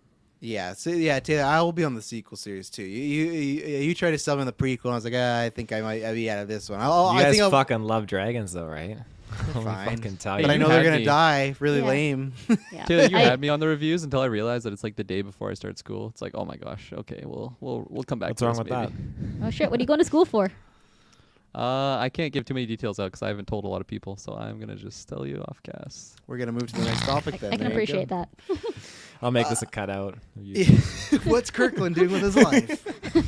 Where's Hopefully Shane? much nobody money at you work is making? listening to this because I haven't given my notice yet. Yeah. How much? Never, I'm not gonna say that either. Let's see. So let's talk. This is gonna be probably a smaller topic, but Avengers 5. So this is just a complete like internet running rampant. Just like Kevin Feige said something, blah blah blah, blah, and they're going on ham and everything. But he said, because obviously they're promoting Thor, which one of my favorite things this week is that Christian Bale admitting like he had no idea what the MCU was. He saw a headline. Yeah, that. And he's That like, I quote joined the. was good. He's like, I joined the what? He's like, I didn't join the MCU. I'm doing a movie with Taika. Like, I don't know what that is. So, to me, that shows, yeah, Christian Bale, he ain't fucking sticking around much longer. He wasn't at the end game midnight launch or whatever. No. I guarantee. I promise you, the lives of my child, Emily, myself, Christian Bale's not seen a second of Endgame unless it's like a trailer, like that he happened to see. He does know nothing. He knows nothing about Endgame. You ask him who's Thanos. You're like, what's Thanos? What is that? Like, he'll have no fucking clue, and that's what I love. Like, he's just here, and like my theory, I'd said that from day one. He's just here to do a movie with Taika, and that's 100% it. He likes Taika. Like, sure, I'll be in this Thor movie, but so you have that going on. But so they're starting to do the press tour, all these things. Hemsworth, same thing. Also said he wants to be in Deadpool 3, which please, fuck. Like, I'm so ready for Deadpool to really get going because I just want them now in the MCU just to go fucking crazy. But the other thing that Feige said that. I'll try to find the official quote, but pretty much just paraphrasing that the Phase 4 obviously it's coming to an end here soon next year.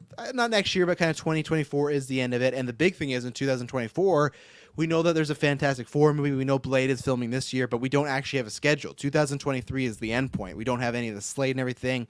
D23 is happening in September, so that's probably where they're going to do these big announcements. And he said that, you know, soon, he didn't give a date, but we're going to start learning stuff and you're going to get a clear path of what's going on. And I think he's kind of saying that because some people have been like, I don't understand. Like, we just came off Endgame, right? Where the clear path was Thanos is trying to get these stones. We got to stop Thanos. Every Avengers Marvel movie is like the stones.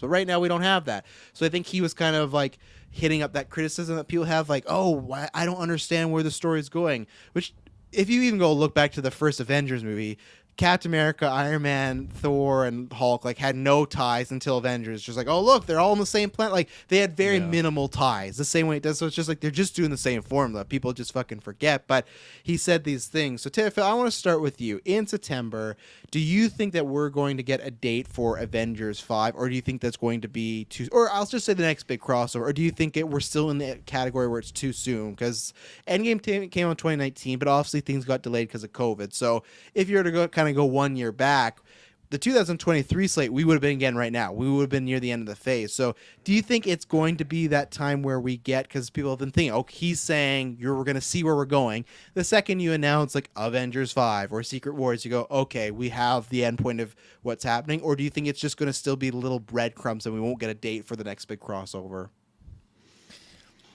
Yeah, this is tricky because I do think that it's about time that they start trickling in and showing us what this new main Avengers level threat's going to be. Like, we've had a consistent amount of movies right now that's dabbling in these kinds of things, like with the multiverse and with Celestials and all this different stuff. So we have a serious contendership of characters or villains, I guess, that might fit into that category. Mm-hmm. So it's definitely time to just give us that little bit of an Easter egg. And I mean, let me put this into a different perspective. Actually, I think we could get like a big threat that'll kind of rally the troops and like the current Avengers team or whatever. I think that's definitely possibly coming up, and maybe in a few months after Thor, we'll probably see something, a good Thor post-credits scene, maybe alluding to it or whatnot. But I think as far as the Disney Plus shows go, they want to wrap up these shows and everything. And then so we have, okay, all these established characters and heroes.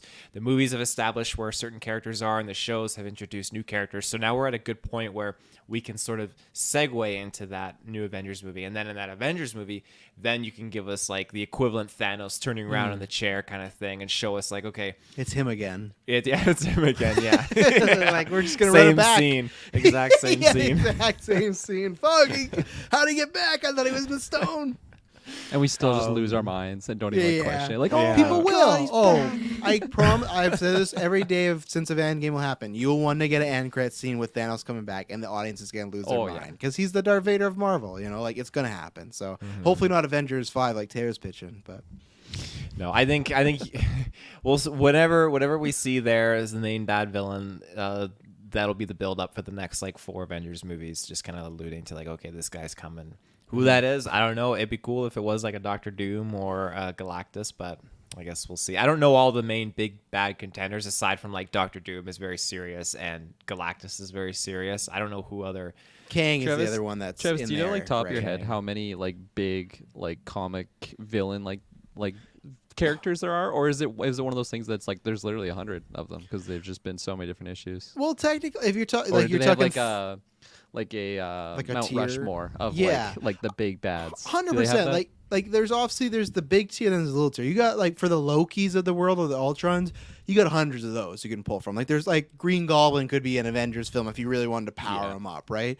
I think for the headstone of the taking the Avengers out, you have like obviously Thanos, and I think Thanos will be back, so that's one. You got Doctor Doom, which they're introducing Fantastic Four, so that's another. Once X-Men is here, Apocalypse done right is another one. The first mutant and everything Oscar like Isaac that. Yeah, is Oscar back. Isaac reprising his role. No, you got him. I do think Kang, who has been set up in Loki, is another Right. one that he's a fucking time traveler who has like multiple Kangs in the future fucking things up. So it's like you have him. And then also like everyone says it is Galactus. Galactus is out there. Like I like Galactus, and like I'm interested to see how the movie's tackled like this just planet eater, you know, because I've never actually been that big of a fan of Galactus. It's just like big dude and stuff. But like even Eternals was setting up some of that things, right? You have another one would be a Nihilist. That's a bit more of a space one, but he's a really creepy looking sci-fi sort of Like villain. Darth so Nihilus. not that Nihilist, no. Let's see here. Like, even though I think he's more low-key level, like he's still someone like Magneto that you could prop up to Right. get to like somewhere like that. You have, I'm trying to think in like the supernatural realm. I don't think Mephisto would be that, but I think there's enough villains in that Thanos tier to get you another 30 years. Yeah. If you Okay. think each villain could give you like a 10-year span, that you could do that. You know, I was just curious if yeah. it's like a very clear like checkbox of like, okay, we've tackled Thanos, now we got Galactus sitting somewhere, Doctor Doom, you know, when we get there we'll check that off, and then eventually it's just like, okay, we got them all. Or is it just like, well, we can make Green Goblin just souped up to the point where he's stronger than Thanos, or like is it something like that? Sounds Well, like it. it's 'Cause there's interesting. just so many different comic issues of like, Yeah. the Grey Goblin was probably fucking stronger than Fuck Galactus yeah, at let's some bring it point. back. Get Gwen pregnant and everything. But no, it's difficult because eventually, like comics, you have that too. But the thing is, this is what comics do, and this is what I think MCU will happen. Eventually, comics reboot, and they kind of just do it over again, but different, right? And eventually, you will. Okay, that's the MCU has no fatigue, and it goes on for another 20 years. You'll do Doom, and you'll do Thanos again, and you'll do Galactus, but eventually, you will have done all those things, you know. And that's why I think they will at some point. They will reboot, but they'll just say, "Oh, these sets of films are going to be about this different universe, you know, and we're going to do it different." And the good thing is when they reboot, they're going to own a bunch of these fucking characters so they could actually start with like a different route. Right. So that's a good thing with comics. They have, you know what, the 60s, 50s, like half 100 years, whatever it is, like almost a millennia of, or almost We're a approaching century. 100 years. Yeah, we're approaching 100 years of stories, but I do think for them, I think Feige, there is a checkbox like mentality of, you know, Yeah. like who to lead off with. So What do you think that like just like whiteboard of just like the entire plan is? Like, do you think it's just like Feige's basement or like in his parents' basement somewhere? Like, it's well, just- I don't think it's his parents' basement. I think he I know, but definitely he own. probably I- bought the house and he didn't change his room that he like grew up in. It's Yeah. just some like weird thing that he Don't can't touch get my over. comics. But no, like no, his parents are living in his Talks basement. like George. Yeah, Yeah, but there you quicker, go. but quicker, you know. Oh, I I love Marvel and I love it a lot, and Ghost Rider. But yeah, I guess because I'm talking, I think you're gonna. I'm just trying to think. After Endgame, they gave us a slate, right? And that was 2020. It was a 3-year slate. So it was before COVID. It's supposed to be 2020, 2021, 2022. So if you're looking at this, you're realistically supposed to think, okay, this next slate will be 2024 to 2027. I think we will get the next big crossover or Avengers announced, and I think that is enough time. Because before it was 3 years in between Avengers movies, we're already past it now. I think people will be salivating at seeing Avengers, especially a new roster. Plus, we don't even know who the actual team is. That's the fun thing. The Avengers are just out there. Like, I know probably Sam as Cap is going to be there, but I do think we're going to get that announcement. I think it's going to be like the last thing of those 3 years, maybe. Like, that's going to be what we're really building up to. And again, they might not even call it Avengers 5, but I think we are going to get that now, because then it gives... I think the other thing that tricks people is the second they hear an Avengers 5 is, the people that aren't watching the MCU all the time, they're going to go into catch-up mode and be like, well, I got to catch up now because I got the same thing. What did everyone do before Infinity War and Endgame? They caught up on everything because it's just like, that's like a show. You got to, if you want to see the finale, you got to watch the other seasons. So I think it's smart to start putting it out there of like, hey, we have like 62 million Disney Plus shows now. You should start watching I Am Groot, because I Am Groot, the animated shorts, might tie into this. And does it become kind of homework? Yeah, but at the same time, I think that they're going to make it just the Phase 4 stuff. I don't think they're going to actually make it where you have to go back to Iron Man and watch. I think it's going to be like, you're going to have to start at WandaVision and move forward. Of course, you could watch Endgame and Spider-Man and stuff, but I don't think they're going to have to be like, you have to see Captain America, the Winter Soldier to get what's going on. No, it's going to be, there's a reason Phase 1 to Phase 3 is called the Infinity Saga. That's complete. That's done. That's that chapter of the story. It's like the Hobbits versus Lord of the Rings. They're different. There's ties in the story, but they're different generations of characters. So I think that's what they're going to do here. So Yeah. It's a good guesstimation. I think it's just to add on to, I agree with your comment on, like, it's smart that they're at least, like, I feel like I even missed the opening of this. Like, did he announce the date, or it's just like, might he be said something soon coming around the He's line? soon, Yeah, but like, because so- they said at D23 September, that September 9th is, I think it's actually, it's 9th, 10th, or 11th. Lucasfilm, Star Wars, and Marvel has said that that's going to be their next big presentation of films, or like just like announcement in general. So I think like what we got a few years ago with that big slate reveal of here's everything when we got Fantastic Four, I think they're going to do that again now. Yeah, and just like if it is the Avengers, I agree with what you said. Like it's smart that they're doing that, because if people are like, oh, there's just so much of it, I'll just wait until that big event. Well, if the big event's coming, it gets people, maybe subscribing to Disney Plus and catching up on the shows, and also just all the movies that are on there. So it's interesting just because like where we are in the phases. I guess I could see like.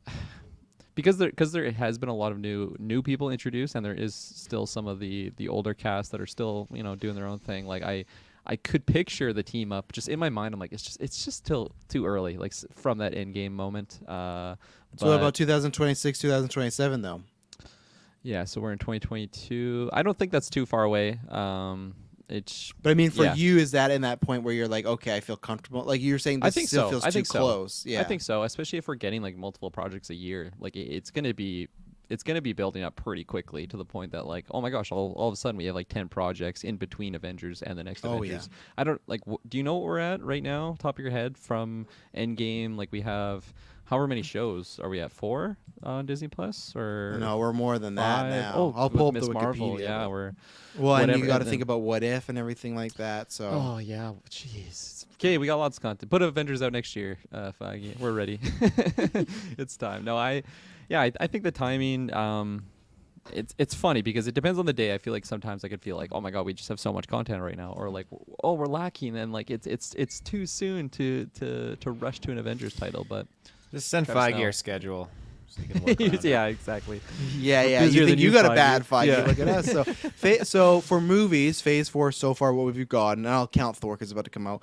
Black Widow, Shang-Chi, Eternals, No Way Home, Doctor Strange, and then Thor. So that's 6 right now. Coming Black next week. Widow's not Phase 4. That's a Yeah, it is. It's Phase 4. It kicked off Phase 4. That's Definitely what it Phase MCU 4. Wiki. Yeah, definitely Phase fuck 4. that. It's not So Phase 4. 6 movies, then shows WandaVision, Falcon Winter Soldier, Loki, What If, Hawkeye, Moon Knight, and Miss Marvel. So Yeah. 7. So we have had, Year's not what even is over. that? 13. So since 2019, we have had 13 MCU projects. And yeah, we still got Black Wow. Panther this year. We still got She-Hulk this year. But we've had 13 since Endgame. And I thought I was overshooting it with saying 10. It's crazy. It just goes to show how how lucky we are to be getting all this content, but also just maybe a little spoiled. It's just so much, especially you drop it on Disney Plus.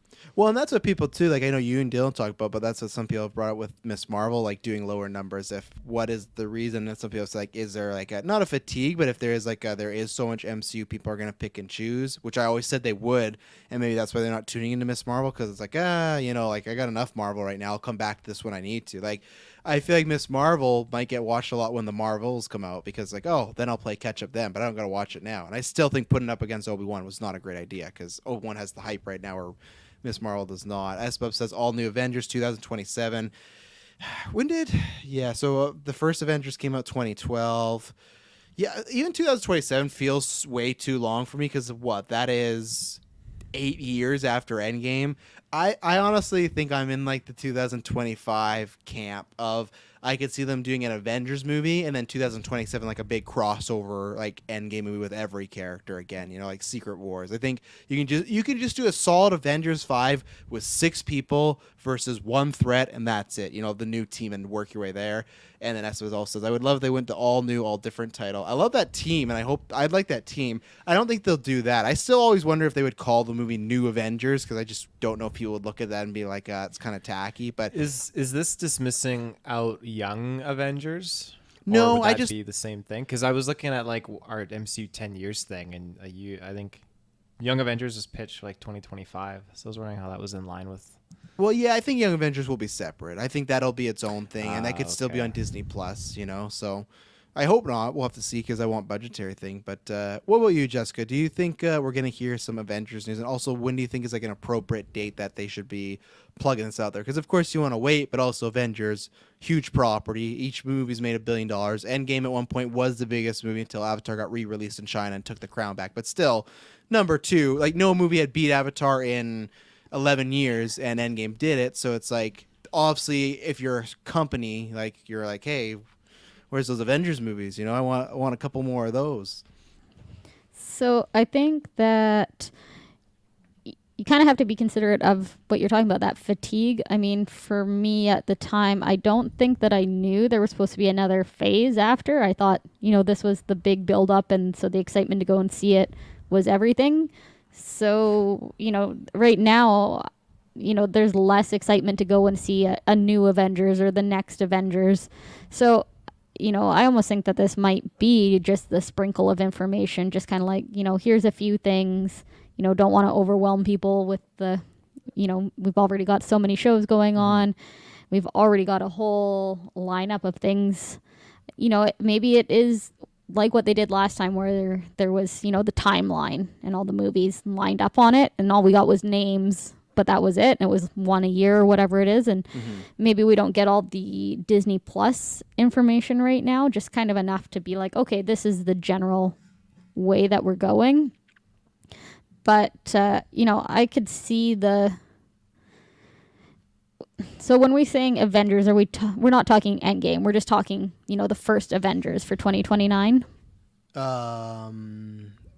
Well, yeah, just whatever would be classified as Avengers 5, because it's weird, because like Avengers Endgame is Avengers 4, but it's like even Infinity War, it's like just a pretty much MCU team up film. It's like every character you've seen and stuff. So, but yeah, just Avengers 5 with like point right of like new members, new characters are forming the Avengers. Even though I think Thor will probably, if they're smart, still be on there, and maybe Bruce. They'll have like some OG people, but the idea of like whenever 2000 win, like when is the appropriate time to do that? So without knowing the comic books things, I mean, you definitely, if we're getting, 3 or 4 movies a year, I don't think we would make it all the way to 2029. I think that we'll get it before that, especially if we are keeping OG people. If we're keeping Thor and Banner, then that's 2 less people that we have to have these introduction movies to and to build up to them joining. So I could see it actually being before that. Yeah. That's my take on it. Yeah, I'm in the 2025-26 sort of range. Yeah, because we did that. Taylor's referring in 2029. We did our Patreon cast, but what things change when Feige says like, "Oh yeah, you're gonna start seeing some stuff soon," and it's like, okay. Well, again, we don't know what the man and the team's thinking. They got it all mapped out. They got the money ideas. So Yeah, I'd say 2026. I'd put my chips on there too. I'm picturing Fantastic Four 2025, and then I guess after that would be Avengers, Age of Fantastic Four's villain. Age of Thanos. Working title. Age of Doctor Doom. Yeah, they just same things. Just like there's not Infinity War. It's something else. It's Galactus War, and then Start Game and stuff like that. So. Yeah. So do you think that this timeline then, is that kind of the consensus? Is it's going to, the information that he's dropping is going to be a timeline I up think until so. that point? Yeah, like more or those less? nice, sexy charts that have the dates and like just like the fans are just screaming. Yeah, I think they're gonna, even if it's Avengers or not, you're gonna get that chart, and maybe it won't have specific dates. It might say like fall 2025. Like but there's so many times where you look at Disney's release schedule and they have like untitled Disney movie for 2026. Like they have this shit already mapped out. Like Star Wars has, what is it, like starting next year, like every 2 years, a Christmas movie like set. Now I don't think that's gonna happen, but that's the idea, is 2023 and then 2025 and stuff like that. So I think they already have the dates locked down, but they'll probably play it safe and just say fall, or they might give dates if they're really confident, because they can always just delay. So, but I think no matter what, we're getting that chart, we're getting that graphic, and it's great. I love when we get that graphic. It means it's real. It means shit's happening. Fuck yeah. Yeah. So best guess, are we thinking is it going to be the full 3 years? 3 years, like 2023 to 2026 is the infographic we're getting? Yeah, I would say, 2024, 25, and 26. Because if we got 3 years of the last one, because even then, last time we got the last one, it was just Fantastic Four, but they didn't even date it. We just know it's 2024. So yeah, I think three-ish years, about that, give or take, Okay, I'm going to throw it to you guys. How many untitled projects are we getting in this graphic? 0. I think they'll title everything. You think that all of it will be released? You don't think They it'll don't- just be like placeholders? The They only don't do one the that's Star Wars thing. Like yeah, that. yeah. The only thing they've never released was Inhumans, and because they kicked that to a TV show because Feige didn't want to make it. It got forced on him at the time. He's like, I don't want to do this, and they didn't do it because he's the guy. But no, I think anything they announce, anything they plan on making, they will announce there. There might be stuff they plan on making, but they still want to withhold it. But they will, like, I think this will we'll get like a Deadpool 3 date, stuff like that. I think you'll have a chart, and all that stuff on the chart will have dates and titles and plans. Like it might just say Captain America 4, and maybe we'll get the full title later on, like how it's like Civil War, Winter Soldier. But I think you'll have no untitled projects there for the actual reveal come September. I agree. Yeah, I agree. There you go. All right, let's take another ad break, and we're going to talk about some other Disney stuff. So we will be right back. And we're back. So I want to talk about this one a little bit. We got 2 Disney things to end off the show here. So Lightyear came out last week. Go check out our review. We had lots of fun there. Talk about Jessica, I got to ask you a question because Emily didn't know this. Do you know what the A and B feature is on a DVD player? Emily didn't know. No, she didn't. I'm just testing. This might just be a guy thing. I'm thinking. I'm might gonna just have be... that shade. Yeah. Jessica, do you know what the A and B feature is on the old DVD player? Not off the top of my head. See, and Kirklin's gonna ask Shay. So what it is? Oh, and Taylor's gonna ask Madison. Does she not? She gave me what? What's that? See, Whatever it might is, be it's a just guy thing, I guess. I'm gonna. I think we're gonna talk about It this. fits into your theory too. Like the only 2 uses of that feature. That's so funny. So, because what we talked about this in the Lightyear review, but the A and B feature was if you're watching a movie, you could hit the A and B feature, and it has A, and then you let a scene play, and then you hit B to stop it, and it'll repeat that scene, whether it's a 30 seconds. Usually had like a time limit, but it would just repeat it online. And we had this come to Jesus moment where we realized all as young men we would maybe use that feature for certain movies. But that's where Emily said that, and I was like, you know what? I wonder if it's just a guy thing because no girls were like A and B repeating any films. they're busy actually learning and growing, being smarter and stuff. We're just like, man, look, I saw some nudity on screen. I can touch Our caveman brains were just like kicking in. Yeah. I didn't even know that was a feature. I Yeah, had see? no idea. No. That's crazy, and I'm excited so for Taylor funny. to get back to talk to Madison. Yeah, we talked about the Lightyear review. That's where we discovered that. But so Lightyear came out last week, so it still did. So it's an interesting story, right? Where it was projected. Sorry, can I just? How did that come up in relation to Lightyear? Oh, that's what we said. We were terrible. Like our one family review, and we started talking about Like first 15 masturbation minutes. stuff. Just Yeah, like first it's like an 15 after minutes. 9 essentially. It was so R-rated. Because we were talking about VHSs and how to watch stuff. You had to rewind it. But they're like, oh, but then the A and B feature came back. And I said the only thing the A and B feature was ever used for was two things. One, if someone was really funny and just kept laughing and watch it over, or young men having a good time with it because they didn't have porn. So, Taylor, did you ask Madison? Mm-hmm. What did she say? Nope. Yeah, see? Oh my god. That's so this is funny. crazy. I got to tweet this out and everything because I think only men knew about the A and B feature. So, but that's how it came out. We're talking VHSs and, so check out our Lightyear review. But it was projected to make 70 million, came under that, made 51. So here's the good and the bad. For perspective, you look at, obviously it's not a Toy Story movie, but it's still a spin-off, adjacent to, whatever you want to call it. Toy Story 3 made 110 million opening weekend, and then Toy Story 4 made 118 million opening weekend. So you look at these films, it's like a 50%, over 50% drop off of those ones, right? But then the other side is, okay, we're still in a pandemic world, and it's the biggest pandemic family movie opening since the pandemic's happening. The biggest one was Frozen back in 2019 before this all started, and then after that, like I think I have it somewhere. The actual like Sing 2 was like 22 million. The Bad Guys was like 23 million and stuff like that. So the big debate is like, why did it happen? What is going on, you guys? I don't know what's Fucking going on. Taylor. It's so I was stupid. good, but he just kept giggling into the mic. It made it worse for me. I don't even think that meme's like worth the giggle, but either way. So there's all this talk of like people like, was there not much interest in Lightyear? Are people confused? Or you also have every Pixar film since pandemic that has just been dropped on Disney Plus. So it's like, Kirklin, I'll throw it to you. What are your theories as far as, again, it's not some big bomb or something like that, but it's just like, you look at these previous Toy Story movies just slinging money. Even Frozen just slinging money. You have Lightyear, arguably one of the most popular, if not the most popular Disney character. They're doing this new thing. And you have this film that was expected to make a certain amount, didn't.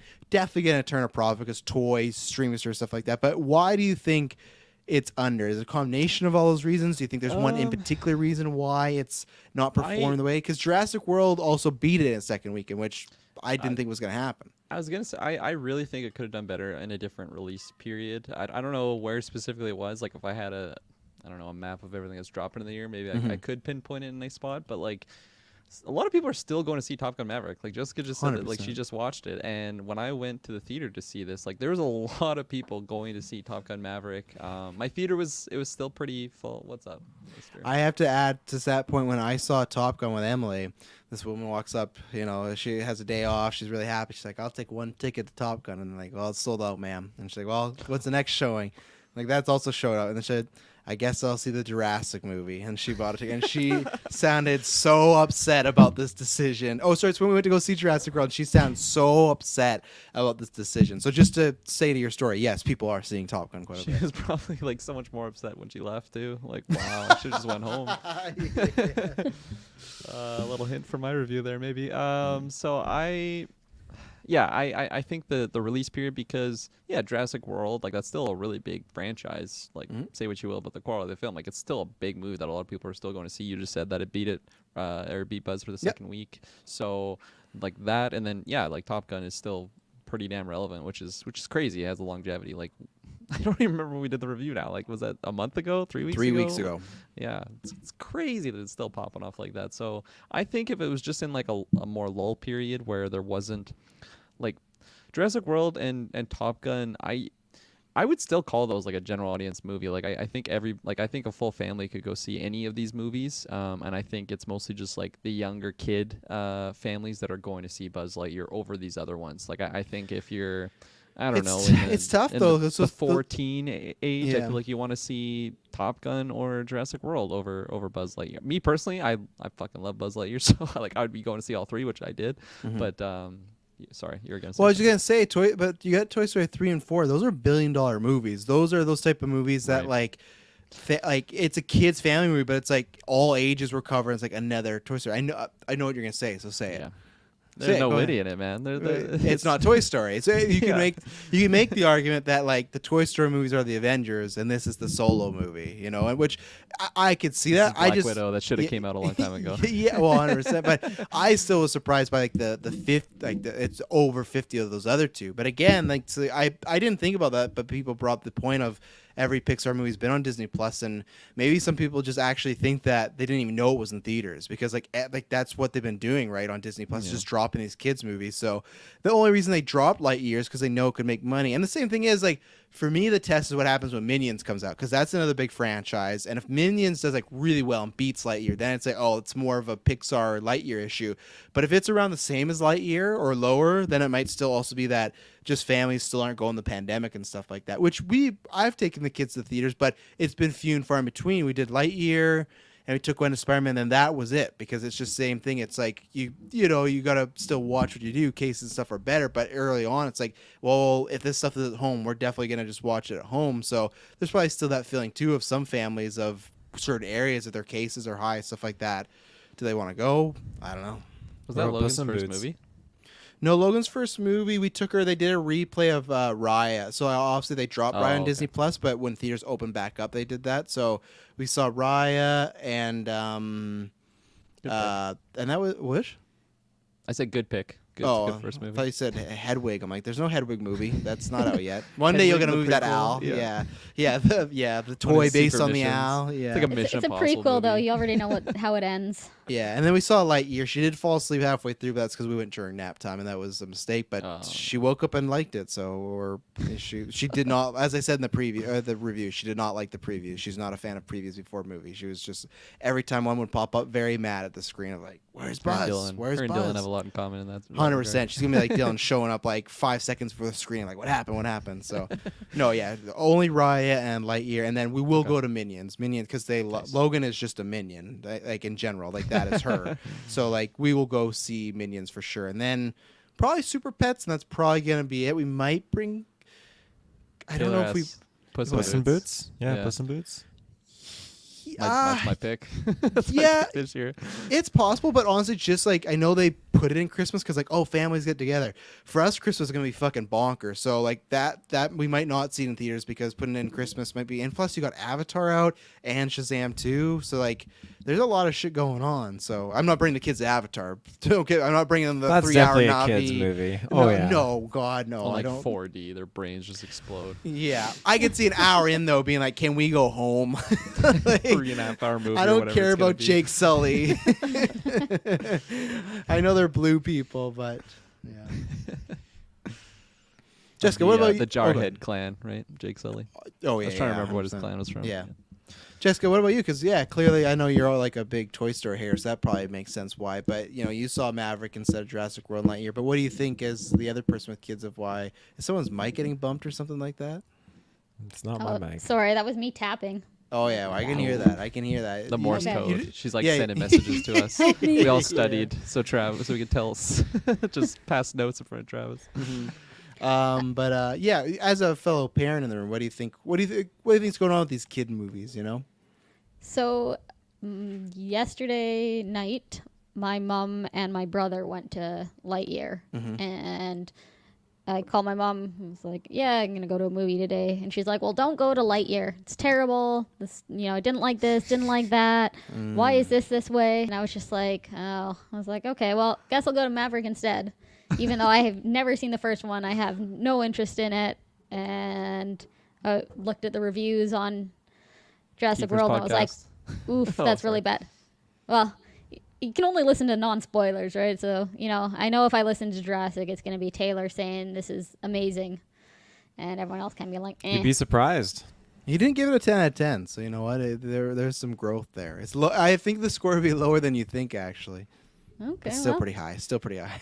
I can't fully check it out because I still haven't seen it because I chose Maverick. But that being said, yeah, so for me, it was word of mouth. Someone saw it, said, this isn't good. It's not what I expected. Don't waste your time. Wait till it's on Disney Plus because you know it's going to come to Disney Plus. And I mean, my kids aren't old enough to really go to theaters yet. Like, Kai can't even sit on the couch and watch a 30-minute TV show, let alone an hour and a half movie. So, yeah, for me, that was what it was. Word of And mouth, yeah, and yeah, I don't know that really just kind of with the reviews that I've heard, I'll have to go listen to the GV one, obviously, but I have no interest in, seeing it next Tuesday on my cheap movie day, unless something else comes out, it'll probably be Jurassic World next Tuesday, right? So. Oof. I Do don't know. I don't know.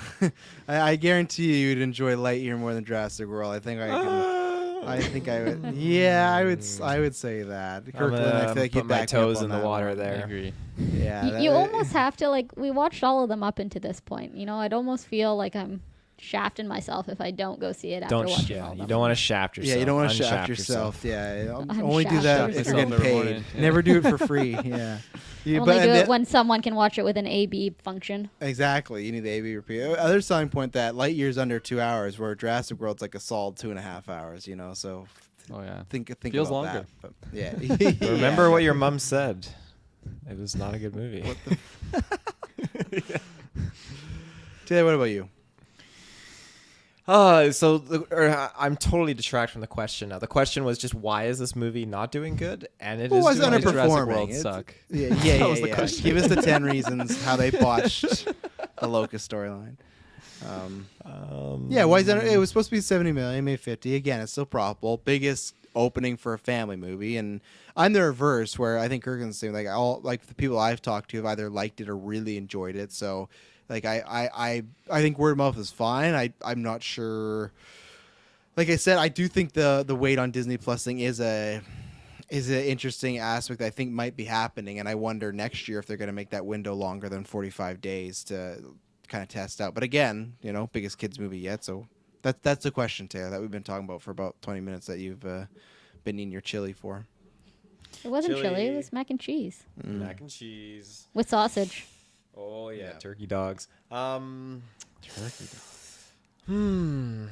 Yeah, being the first animated film to actually just break a record here and kind of put itself at the forefront. That's great, but I mean, Jurassic World again in competition, because that's the main thing out, and I guess Maverick as well. But kids aren't really going to see Maverick, so the next best thing in You'd be line would be surprised. well, I mean, yeah, I wouldn't doubt it. I guess some kids staying along with the parents, but I mean, for the majority of this, it's going to be okay, kids want to see dinosaurs, and even though Jurassic World Dominion definitely won't entertain kids to throughout the whole course, I don't think you could take a Gwen to see Jurassic World Dominion by any means because she'd be bored. There's some elements that That's are fair. very scary as well that kids definitely probably would have nightmares over. So at the end of the day, it's not a huge competitor. So there's some other component going on here as to why Lightyear didn't hit that. Because when I went on opening night, it should have been a packed theater. Granted, it was on a Friday, I guess, actually, so no school. And we are in summer now, too, so school's, I guess, getting out now. But even then, there weren't that many kids. There was a lot of young adults and then some parents with their kids. But it still wasn't a sold-out theater. There were lots of seats available. And I know because I messed up going to my theater. So we got seats at another showing, and it was not difficult at all to get good seats. So whether it is word of mouth that's playing a part in this or just a lack of interest, maybe there's not enough Toy Story going on right now for kids to really understand what's going on with these characters. Because Toy Story 4 didn't come out that long ago, but maybe it came 3 out years long ago. enough. Yeah, maybe that's long enough ago where kids just don't really remember it and don't really understand all the characters. It's definitely a movie that has more of that sentimentality for people like yourself, Travis, that grew up with that Toy Story 1 and have that thing. And then you're the main factor here, bringing your kids to see this movie, so then your kids will understand it and they watch Toy Story at home and all that. So that's a big component. So I don't know. I think we're just kind of seeing a divide in the fan base at this point in time. And then, yeah, maybe people just wait in 45 days. So So what happens, like I said, if like Minions and DC Super Pets, if they do around the same as Lightyear, do you think that's more of just a family movie thing then, opposed to a Lightyear Disney problem? Because again, all the other family movies before were like in that 20, 30 million range of openings. This one beat them all, so that's a good thing. But Minions, I'd say, is the most comparable because that's another big franchise. It's a current franchise. But if that hits like similar numbers, what do you take from family movies at the box office nowadays then? I don't really know. I think if Minions does like superbly well, then I think it would just come down to I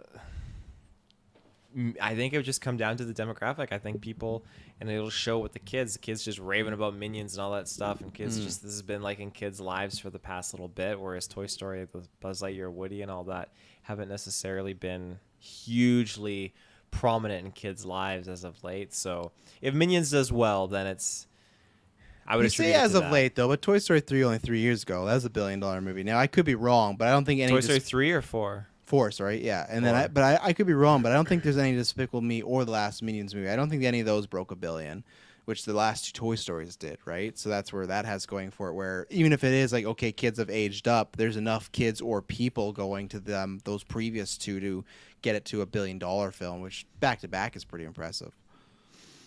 Minions crossed the $1 billion mark at the worldwide box Did office. it?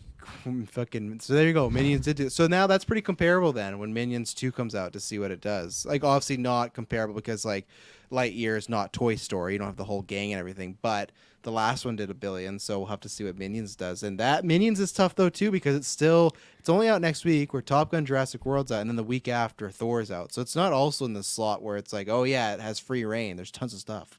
I mean, Minions is comparable though, because technically it is the spinoff, just like Lightyear is, in that sense. Yeah, but this one has Gru too. That's the thing, right? Like that first one, like what's different about like comparing, I couldn't compare that first Minions to Lightyear because that's not like the pandemic time, right? The Minions didn't have to deal with any of that. So that's where this one, it's difficult because this is Minions, but the subtitle's Secret of Gru. So you have like all the original characters. Okay, not the little girls, but you have them coming back. So it is still a spin-off. It is still the Minions. So that's why it is comparable to Lightyear. So yeah, how much of this for sure do you think is just people waiting?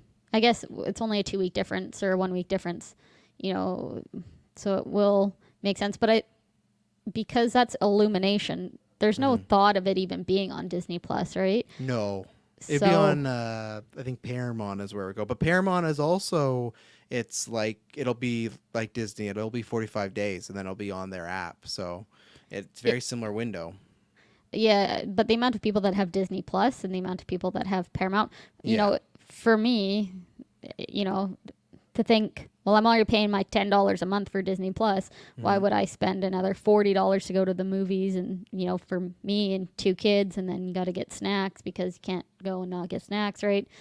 My kids don't need to know it's out this week, unless they're older, in which case, but I don't know. I think it might just be where the times are going, that people now have access to these movies fairly quickly at home. It just makes sense to save that money for especially kids movies. It's expensive.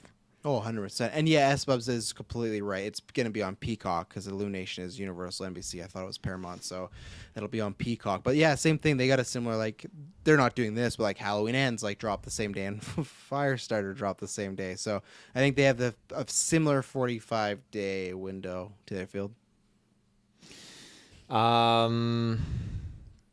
Sorry, where was I supposed to? Oh, your hand looked like it was up. Oh no, my hand's just chilling. Okay, But I no, will say no. something. I missed the comment of S-Bubs here. Minions is like if they made a movie about the Pizza Planet aliens. I can see the comparison, but I just don't think that's the same. Yeah, I see the necessarily. comparison, but I think the Minions just have such a bigger role in the first 3 than the aliens do. So, but I would be so down for the Pizza Planet aliens, or in Lightyear 2, which I still think is possible if he goes to planet with those aliens. I really hope that happens. 100%. That'd be so good, So I'm hopefully gonna random total sidetrack. I forgot to wear it. I was planning on doing it today. I got a Pizza Planet shirt when I was in the States. Nice. And I was like, oh, I'm gonna wear From that. the Target.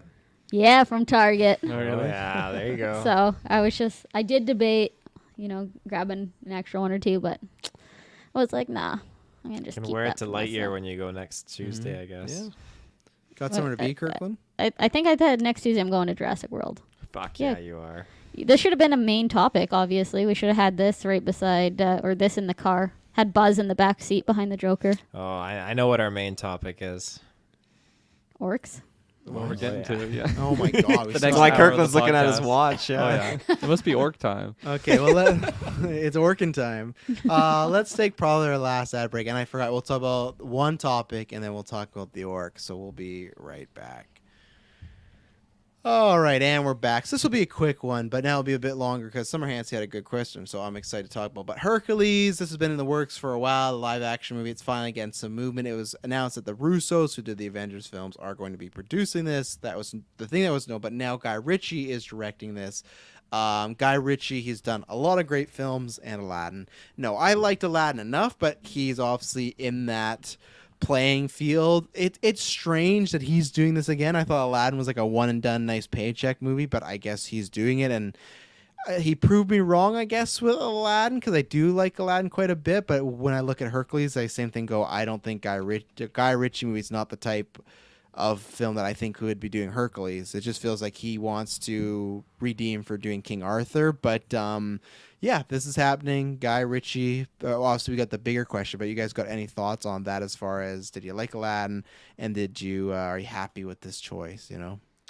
I really liked Aladdin. I thought it was awesome. Yeah, great time. Great. So songs. you're happy with him do Hercules, right? That's That's where you are. Did you just list off a bunch of his names? Because I must have just been, or like. No, movies he's that done Two Stock, Lock and Barrels. He's done Snatch. He did Taylor's Okay, Sherlock I've seen Holmes Snatch. movies. Yeah, Sherlock he's done Holmes, up. okay. He's done Rock and Roll.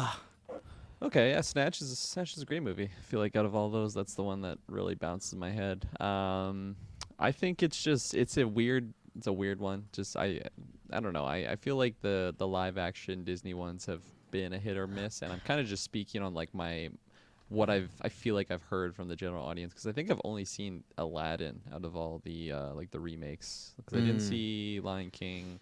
Jungle Help Book. me out. Jungle. Oh, okay, I did see that one. Forgettable, because I don't really remember much of anything of that one, and wasn't really a big fan of Jungle Book when I was younger. And for this one, I literally just watched Hercules for the first time in my life, like last year. Shay sat me down and watched it with me, and I quite enjoyed it. Wow. It's just I don't have nostalgia with it because I just didn't watch it as a wee young lad. But I think this is interesting, and it's probably gonna fall into that category where like if the cast like comes out and it's looking pretty awesome, then I could see myself going to see this in theaters with Shay, because she likes Hercules, and yeah, I think it's also one of those things that kind of depends on the release time. Like if there's a bunch of stuff I'm already seeing, might not work out, but I'm pretty indifferent on this news. Dayfield. Patreon question was awesome though. Yeah, it was. Yeah. Oh, well, I loved Aladdin, and there's something about Guy Ritchie movies that just kind of like, they do it for me. So, What other Guy Ritchie movies have you seen other than Sherlock Holmes? Sherlock Holmes: The Game of Shadows. No, I'm talking about all of them. All of them. I've seen a few. Let me pull up the list Oh, here. there you have. You got your technicality there. I see Sherlock Holmes. Man from U.N.C.L.E., The Gentleman, both actually were fantastic movies. Okay. I really like those. King Arthur was definitely rocky. I got to rewatch that one, but The Gentleman was actually, I need to rewatch that. Actually, that's Is that the really one with good. McConaughey? And like it Yes. was like Gentleman, stacked yeah. cast, wasn't it? And then did it come Yeah. out like around COVID? Yeah, it did. I think it's Yeah. one of those that they put out to Yeah. die, and like, let's see how they're gonna go, and it didn't. Because I've never go, seen like and- the trailer. I'm like, this is gonna be such a good movie, and then I completely forgot about it. And I I, think feel it's like I on was Netflix driving by now. like one of the theaters when it was like COVID was relevant, so they were Yeah. shut down, like not even serving popcorn. I just see like a Gentleman poster, like kind of ripping. Yeah, blowing in the wind and stuff. Yeah, exactly, all symbolic. What about you, Jessica? Oh, go ahead, Taylor. I was just going to say, like, are we doing our castings too? No, I want to get Jessica's We're not there opinion, yet. and Oh, then yeah, just yeah, fucking okay. cut her off at the This is knees. the Taylor before. show. Yeah. Yeah, I want to do my cast because Taylor. Know why he has to edit this, and he's looking at that clock. He's getting real worried right about now. So It's supposed to just be Um, Taylor's last. Usually Sun's Taylor's getting real last. You low. threw him off. That's all. yeah, good thing the Orcs is gonna go 30 seconds. But yeah, Hercules Oh, live yeah. action, Aladdin director, Jessica. I love Hercules. I am concerned about a live action because I don't know. exactly how they'll go with it, and things like Pegasus and Phil and all of that, how exactly those are going to look. I have seen all of them. I wasn't excited about the Jungle Book. I didn't care for the actual original Disney movie, but I didn't mind the live remake. Aladdin, I didn't really care about it either, but I enjoyed the remake. Lion King, I loved the Lion King. The remake was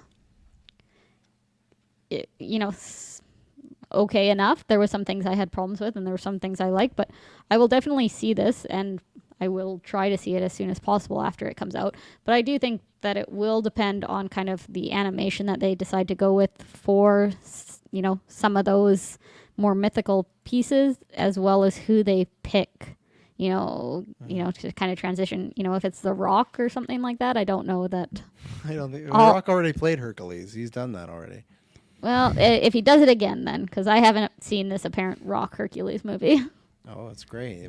Lion on his head the whole movie. Yeah, I've seen that one. Fuck. Have you actually That's a seen the good movie? one. I never I have have. seen it. I've For never. sure. It's Good. Is it worth is it good We'll enough do a worth watch the along watch? sometime. No, It's watch along worthy. No. We for have sure. lots of free time. No. We'll do a I watch along we for retired Hercules. from watch along. The fans voted that away. They're like, we I'm gonna don't join want- our Patreon S as an Bubs, anonymous bump your character. tier I'm up gonna and donate. pitch Yeah.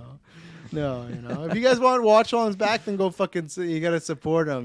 That's the thing. But yeah, I've always wanted to watch it. But he did play Well, Hercules. why don't we retro it for the live action Hercules? Perfect retro the Rock Hercules one. We might have to. We'll just watch every single Hercules that's been done because it's a fair use or public domain. So there's probably Pinocchio, millions of them out there. So we'll retro every Hercules known to man. Yeah. So I don't know where I was going with this. Maybe Zac Efron. Then if that's my just as long as it's not someone that just they can be more than just a known buff guy. Let's take an unknown buff guy. Unknown buff guy. I'm hoping John Cena. That's who they're casting. Actually, he's in unknown the buff guy. the short Unknown list. buff guy one. His first name unknown, last name buff guy. But that transitions us into our question from Summer Hansey. Give us your fan cast of the core characters of Hercules live action. So for me, I only did 4. I only did Hercules, Meg, Hades, Oh, wow. and Phil. I win. I I'm did not that you. too. No Zeus. No, you can get any old guy for Zeus. That's the Yeah. fucking easy one. Zeus is in there for 10 minutes. Old That's- buff guy too. They probably Russell Crowe when he's Zeus in Thor: Love and Thunder. They probably just filmed scenes for the Hercules movie and stockpiled and Kept oh him good. in costume. Yeah, too. oh good. It's like I'm We're just doing done here. lines, aren't they? Oh no, it is live action. Never mind. Never mind. Yeah, exactly. So, So Jessica, is Zac Efron? You can go. We'll go person by person. We'll start with Herc. Who do you say Zac Efron's your guy? I don't think we should start with Herc. I think we should start with my obvious pick as Danny DeVito as Phil. Phil. 100%. Just he doesn't even have to be in a costume. Just that same voice. Just short little Danny DeVito running around as Phil. Maybe give him some foot, hoof shoes. Prime. It'd be good. It was tough for me to picture anyone else really in the role, so I tried to just defer from that because I knew he was going to be brought up. So I was pulling a wild one. This is kind of like a Taylor Field, not quite to the extent of having Elijah Wood play. Who do you even have Two-Face? Elijah Wood. Not quite that far, but I pulled Daniel Radcliffe as. Oh Phil. God! I think that would be Salmon horns. He can do the horns look, and I just it fits with him just doing wild movies. So that's my pick. Well, I'll leave Taylor last because his picks are always crazy. So there's 3 I have. No one would ever pick this one. My number 1 pick would be Paul Heyman. If you've watched wrestling, he would fucking kill it, Phil. He would be the perfect casting. Never going to happen. My second one, he's been overexposed, so this isn't the route, but I could always see them doing this as fucking throwing Taika in this because Taika just screams like them throwing him as this. But my actual pick is Paul Walter Hauser. That's my guy. He's great in tons of stuff. These people are looking him up right now because they have no idea, but they've seen him in things. He would be fantastic. So that's my pick for Phil. I'm making a change here to my lineup. Originally, I had. You better not This be is making Hercules small into buff Phil. guy now. one. Yeah. No, originally I was thinking fuck, Scott Eastwood would be a good Hercules, but I'm denouncing that. fuck Scott off. Eastwood. And also, if Aaron Taylor Johnson pops up on your list, I'm fucking kicking you from the call. No Aaron Taylor Johnson. Scott Eastwood Okay. is denounced. I'm actually gonna put out. We're talking about Phil though. You haven't given us Phil yet. We're not talking about Hercules. Oh right, fuck. Okay, definitely not Scott Eastwood as Phil. Is this guy even on this podcast? Kevin Listen. James What are we as talking Phil. about again? Kevin James. Oh yeah. Fuck, I've been doing a King of Queens binge lately. Fuck, he's prime for it. Is Ray It's Romano funny 'cause your when you said Hades? when you said Kevin James, my mind went Kevin Smith, and I'm like, I can see it. I can see it as Phil. I could but- see it. Yeah. I actually would take Adam Sandler as Phil. Actually, fuck, that would slap right there. He'd be great at it. All right, we're doing. I'm saying we're doing Herc. We got Phil all the way. I'm gonna go first because I just feel like some of the Do other fuckers are gonna try and steal it. It's not a draft, so it's fine. But Dacre and Montgomery's the guy to go with. Like, Oh, you fucker. That's- Who? Herc? Herc 100%. Okay. Who do you think? Hades? No. I What's have his name? someone I gotta else. Google. Dak Billy. Montgomery's Billy from Stranger Things. He is built for this role. He's built for many roles. He's going to be an X-Men too, I'm telling you. But yeah, this would be perfect. The only holdup is I don't know if he actually wants to do this super mainstream stuff. We'll see. But I think he has been saying he wants to be Wolverine, so I'm probably wrong on that. But no, he'd be perfect. You get him. They'll do the same type of CGI skinny thing they did to Chris Evans for Captain America. That's my theory. Is they won't cast two actors. They'll skinny him up, and then he'll have his transition. And yeah, he'd be fantastic. What you laughing at? Nothing. Let's keep going.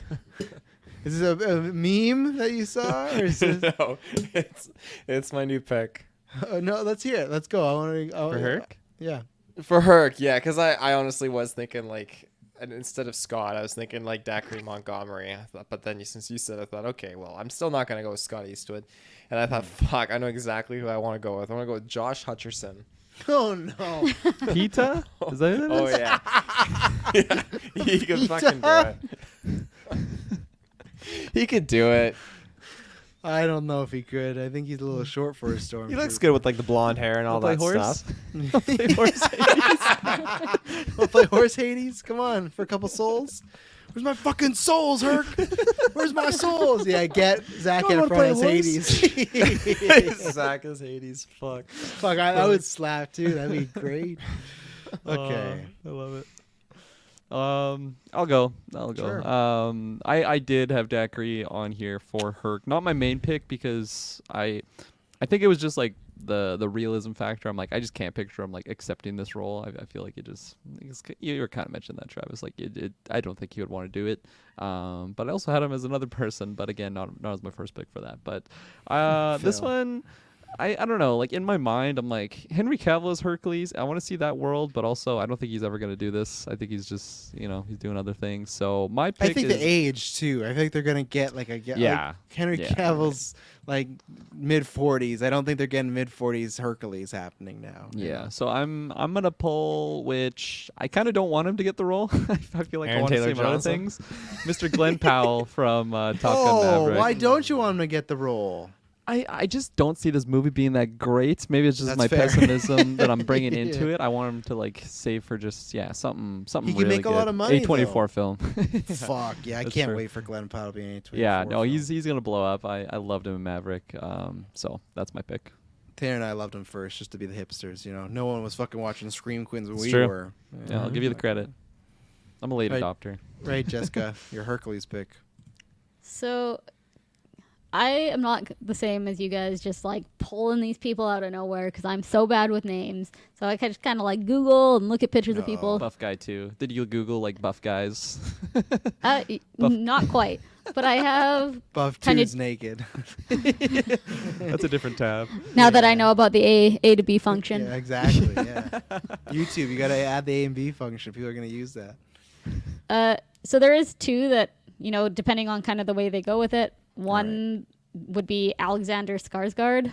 So he's Okay. from The Northmen. Viking, the Northman. That's what it is. Yeah. So like super buff. I feel like he could play that buff guy one type role. But the other way, if you're going for more like the similar vibe that the animated ones have, where he's more just kind of fun loving and goofy, Skylar Astin. Yeah, I think that's right. So he was in Pitch Perfect and Zoe's Extraordinary Playlist. So he's more kind of funny comedy. But if you look at kind of animated Herc and him, they do have a lot of kind of similar features. So that would be my two. I'm preferable to the one that's fun to look at, which is Alexander Skarsgård, but I don't know what his acting like personality wise, but those are Yeah, I don't think Skyler's getting the call. I'm just gonna say it right now. I don't think he's getting the call. It's not happening. well, as long as it's not just in tomorrow. We're doing an impromptu newscast. If he gets cast as Hercules tomorrow, we're doing a newscast. Fuck, I don't I'll care eat if my Travis is words. busy. He's gotta I'll use get on words. there. I'll get on there. Say, kids, you have to wait. I gotta talk about Skylar Austin's Hercules. All right. Let's talk about Meg here. Dad. No, don't have time. I gotta talk about Yeah, I gotta what talk was about even Skylar. his name. I already forgot. Skylar Austin, yeah. There you go. Disney forgot. They went to call him back like, fuck, we forgot his name. We're going to go There Scott you go. Eastwood. Forgot to write down his name. He's so good. Fuck, what was he in? I don't remember. All right, this is my last one. I'm going first on it because I went first last one, but I don't care. People won't have these two, so that's why I'm just proud of myself. So I have two picks. I have my probably realistic pick. With Meg, you need someone with a lot of sass, and then you also need someone that can sing. So I got two people for both of them. One, I don't know if could sing, but I have all the faith in the world. The acting choice, Maya Hawke. I think you talk about the sass. She pulled it off tenfold. She'd be great. Her mother has it, but she would be fantastic. I think she could just pull off what Meg has going on, that charisma, that very uniqueness, questionable. talent. Well, yeah, exactly. Just very questionable motivations, but you just fall in love with. But then my real pick, the number one. Now, this all depends on if she can act. We will not know this till next year because she is in a movie coming up with Henry Cavill, stuff like that. But is Dua Lipa. She's making her acting debut next year. Wait, And- what? She's in something? What is she in? Oh, yeah, she's in a spy movie with Henry Cavill. Who's the Oh guy? my gosh. Number one most anticipated. Let's go. Let me search up. It's I've been on a kick of hers lately, mostly It's- because of you. But So it's Matt. Oh, she's the fucking best star in the world right now. She's got nothing. Beyonce. That's my nickname. She released a new song today. It's fine. Dua Lipa. Fuck. She's been like top 10 streaming artist Spotify past 4 years. But it's Matthew Killing it. Vaughn, who I'm pretty sure. I'm pretty sure it's Matthew Vaughn. He did like X-Men First Class. He did the Kick-Ass movies, stuff like that. Yeah, so this is the cast right here. Bryce Dallas Howard, Henry Cavill, Bryan Cranston, Samuel Jackson, Sam Rockwell, Catherine O'Hara, Dua Lipa, and John fucking Cena. And it's a spy thriller. And there's pictures. Dua Lipa is blonde in this. Now, this could all go to shit if she could not act. She could be Lady Gaga, who does A Star is Born. Like, man, fuck, where's she been this whole time?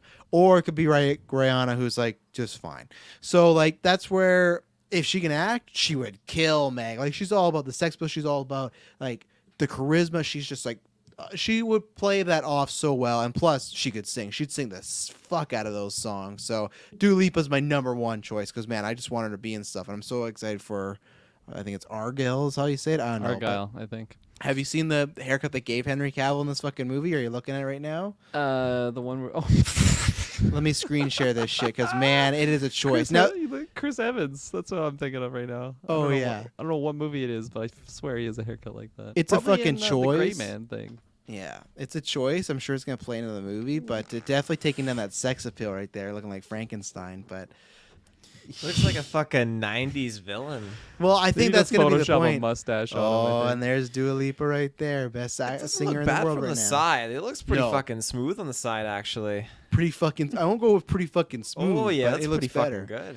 All right, who do you got there for Meg Taylor? Oh, please. It cannot be Kate Beckinsale. It cannot Fucking be. rights it is, Kate No, Beckinsale. it can't. She can't be playing Easily. everything. Well, She she's can't. not. She's not. She's not actually playing. as all And these wait a characters. second. Who was your Hercules again? My Hercules was Josh Hutcherson. Again, the age difference between the two. You think that's that? Totally fits. Age is No, it never- doesn't. No, it She doesn't. She looks at like all. she looks like she's barely out of her 20s. She looks fucking He's still got the fantastic. same 2004 image. I guarantee you. He always has the same image. Say. Oh, he does. Yeah, Kate Beckinsale has. Same She looks the same image as from, like, Underworld. magazine. magazine cut out World from One. like 2009. He's just AB from my repeating bedroom door. Underworld 1. Yeah. Oh, man, Is that your I actual need something to choice? get rid of those movies. Yeah, Oh Kate my Beckinsale. God. Fuck. I was Oh, hoping you were she's moving. she's amazing. She can easily play the role of Meg. All Totally. right, moving on. Jessica, Meg. God damn. So doesn't really go with my Herc pick at all, but I think you said not a good actor, but I was thinking Ariana Grande. Just like the long ponytail already just kind of works with it. I have She's no been idea how fan she's cast a in lot. the You got the ponytail. You got the job. You know, I had hey. her. She was my pick, so give it to her. She's a solid singer. She can pull off the singing Definitely. lines. I have not seen Don't Look Up, so I cannot speak to her like acting. things. I think that's the only thing she's in. Does She's she in just play Scream herself? Queens. Yeah, well, she plays like a right, she different. is in Yeah, Scream she Queens. plays like a I gotta different watch version of that. herself. I think you'd watch those and know what her acting ability is gonna be. She's gonna be very In a really good way. limited. Like double thumb up. Good way if they're cameos, I'd say. A little cloudy. Yeah. Okay. But hey, they need a singer, so it could work. Everyone fan casts her all the time because she looks like her. The biggest Yeah. fan cast was always her as Meg and Tom Holland as Herc. Really? Yeah, Or, Tom like, Holland small comes up all version, the I guess. time.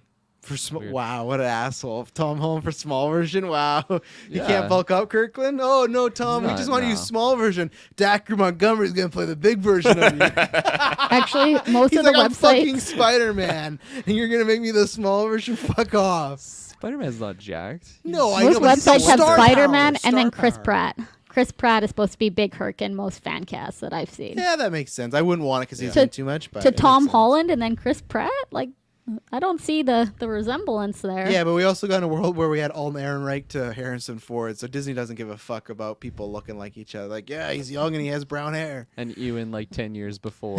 Yeah, Alec Guinness. Yeah, Alec Guinness. He's looking sexy, and Alec Guinness is like, I'm old.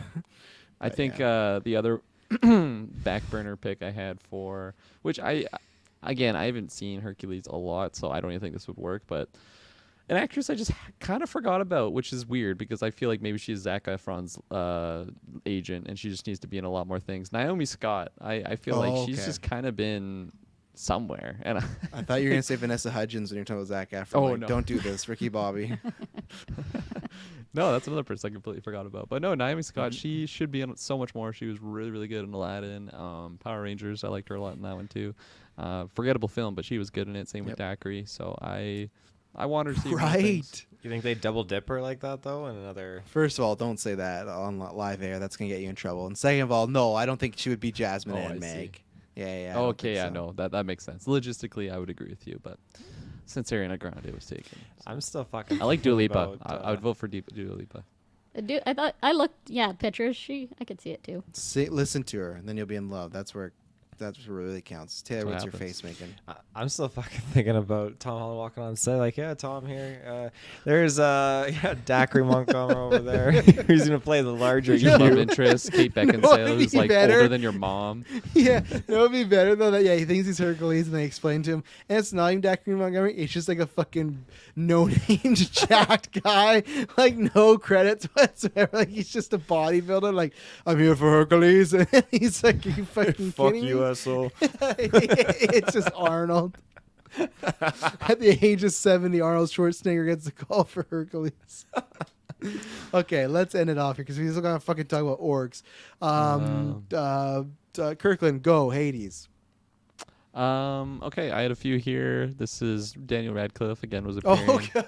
He's gonna play all the roles in Kirkland's No, movie. I saw on a website someone picked Robert Downey. I want to see him as a villain definitely at some point in time. I don't know if this would work, Yeah. but I want to see him as a villain for sure. Hugh Jackman, I really think Oh, would that'd be fun. good. Yeah. Oh, and I switched my pick to that one. so Hugh Jackman, and then another one I had in my head that again I love this actor, Billy Crudup. I think he could be a really good Hades too. Yeah, I'll go now because I'm disappointed in my picks. Hugh Jackman would be my pick because he can sing. I know Hades doesn't sing, but they'll add a song in there if they want. And no, he'd be fantastic. My two picks again. I was doing what you did with Dan Radcliffe. Taika could easily fit in here, but I went with Jeff Goldblum. Actually, I think Goldblum would be tons of fun as Hades because he can do those serious ones, but then when it gets really live and animated. I'd love to see Goldblum as like a villain. And again, it's like a very cheesy, tongue-in-cheek type of villain. So I'd go with Jeff Goldblum, but I'd go with Hugh Jackman actually as the pick. So Jessica Taylor, I guess I'm going because Taylor's last. sure. So- Well, yeah, we'll save his Hades pick for last. Fuck, he's gonna be Clint Eastwood. So Hey, I- Herc. I think I was thinking about it after, and he is supposed to be more of a funnier role, so this might not work as well as I was thinking. But William Dafoe as Hades, Oh fuck, that'd be fun. He could do funny. I'd be down for it. so that was yeah. my thought on that one. Mhm. I feel like Green Goblin kind of has some of those moments, so you could see how it would translate over. But yeah, that's mine. I did see some fan art for Tom Hiddleston. Yeah, I'm almost Hiddleston. You're not and Herc, I mean, but you could can see that be. too. You could be Little Herc and you could be Hades. Yeah. Actually, you'll be Little Hades. When Hades gets mad, you don't get that. We're just gonna bring over the entire MCU cast into this movie, and just 100%, everyone yeah. gets a character. Downey's gonna be Hades. Holland as whatever. Zendaya as Meg. Just run it back. John Favreau's Phil. That would be great. All right, Taylor, end us off here. Who is your Hades? Ryan Gosling. Okay, that's an interesting pick. How? Where do you come? Where do you come to that conclusion for? Well, I was just thinking, seeing him in the role Barbie as Ken, I thought, you know what? Well, we he haven't probably- seen him yet. We just saw the picture. saw a We don't know his photo. performance. Okay.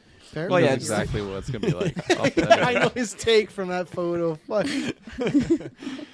I just thought, if he's in this kind of a role, I think he could probably sell himself as Hades. Yeah. Speaking of Ryan Gosling and Barbie, Dua Lipa's apparently cast in that too. Is she? Yeah. Oh my god. Are you sure? I didn't see that on her IMDb. Are you fucking with Look me it right up. now? Look it up. Dua Lipa. Is it on her And- IMDb? No, I was just looking at some images, and then for some reason it said one with Barbie, and I clicked on it. It said apparently has a big role in Barbie, whatever that. Whatever that means. Really? Look it up. Rumored. This was in May of this year. Rumored. It's not You confirmed. heard confirmed from me. Lance. Yeah, Lance big. She just part. DM'd me. She said make sure to mention this on GeekVerse. Oh, she's gonna be a great Barbie. That's gonna be fantastic. Oh my god, good for her. She's the fucking queen. All right, there we go. It Or- says here that it's confirmed. Or By who? Online The sources. Sun. by me. This not the Sun. Sun's not good. That's a Jets. English rag. Yeah, no, iHeart. nope. MSN apparently. Oh, well, that's a little trusty, like who's used Messenger? Am I right? Like, yeah. I'm just saying no big play, but I'm sure maybe it's happening, but it's not confirmed. Yet, GeekVerse so. confirmed here. Oh yeah. For Start working on Kirklin. that. Start working on that thumbnail, Taylor. When it's actually confirmed, it's gonna be the main image. Add the red eyes yeah. too. I'll put Bruce Wayne in the car in the back and everything. Yeah. All right. Orcs. I think they look cool. I'm happy Alright. they're not CGI and practical. 2 thumbs up from Do we me. need another ad break here? Because we're gonna have such a Yeah, big we should topic do on like orcs. a couple. I few hope new- not. No, this was great news. Honestly, just getting the confirmation that we're not getting CGI orcs, and all like the images that they share of them look really really cool. Mm-hmm. They have a lot of like goofy looking helmets, but I think the purpose of that is to like block them from the sun because orcs can't go in the sun like at all. So I think and like there's one that had like. He basically looked like Green Goblin in No Way Home, where he had like a hood on, and he just looked really freaky. And I'm really, really jazzed on the looks of them. And I've been diving into more like details on the show, and I feel like there is some things that are coming up that I'm maybe a little bit concerned with. But seeing stuff like this, it's like okay, we're there's definitely some big pushes into the right direction. I'm incredibly excited for this show. And tying in with Lord of the Rings news, they just announced that there's a brand new Tolkien book actually coming out in November.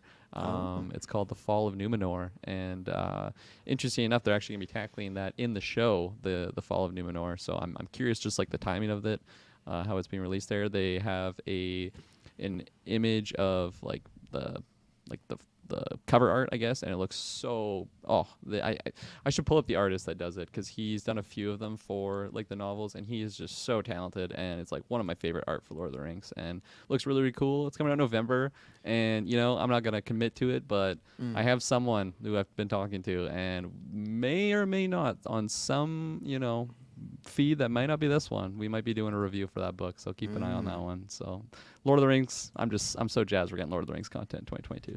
That's when There we're you go. firing Kirkland. That's why he's on a different feed. He's gonna Give me go your do it on Marvel Alliance. He's gonna go review this. just crash your show. Exactly. Give me your 15-second pitch of what you're worried about in this show. I'm hoping that they don't overuse hobbits. I'm hoping that they don't make Galadriel just a hot-headed warrior princess the whole way through, and I'm worried about the condensing timelines. That's fair. I don't think you got to worry with the hobbits. I think you're going to see them. but I heard someone bring this point up that I thought was really, really good because I'm worried, and this isn't my thought. This is I should know the person that said this, so I can give them credit for it. But it wasn't me. But they mentioned that they're worried that with using hobbits in the Second Age, they really weren't around like at all, and the reason why they're so relevant in the events of the Lord of the Rings is because they're just such an unlikely hero. Like the reason why Sauron and nobody was even like concerned about them because they were nothing. Like they didn't really hear about them, so they're like a super unlikely hero. But in they're the Ewoks in Return of the Jedi. If we get Rings of Power and they're actually like someone that's like saving the world and like screwing over Sauron, it's just like, well, they've always kind of been these heroes, and I feel like it kind of takes away some stuff in that regard. Just look at that Solo movie. Solo was always a good guy. You know, he had no turn. I was going to say, one, I think they will make sure that they don't do that. But two, for you and your friend, I would say definitely just get ready. I think a lot of that shit's going to happen, though. You're going to have a lot of that stuff, you know. It's going to be changed. It's going to be moved around. And exactly. And I think that's something I'm going to try and just remind myself going into the show.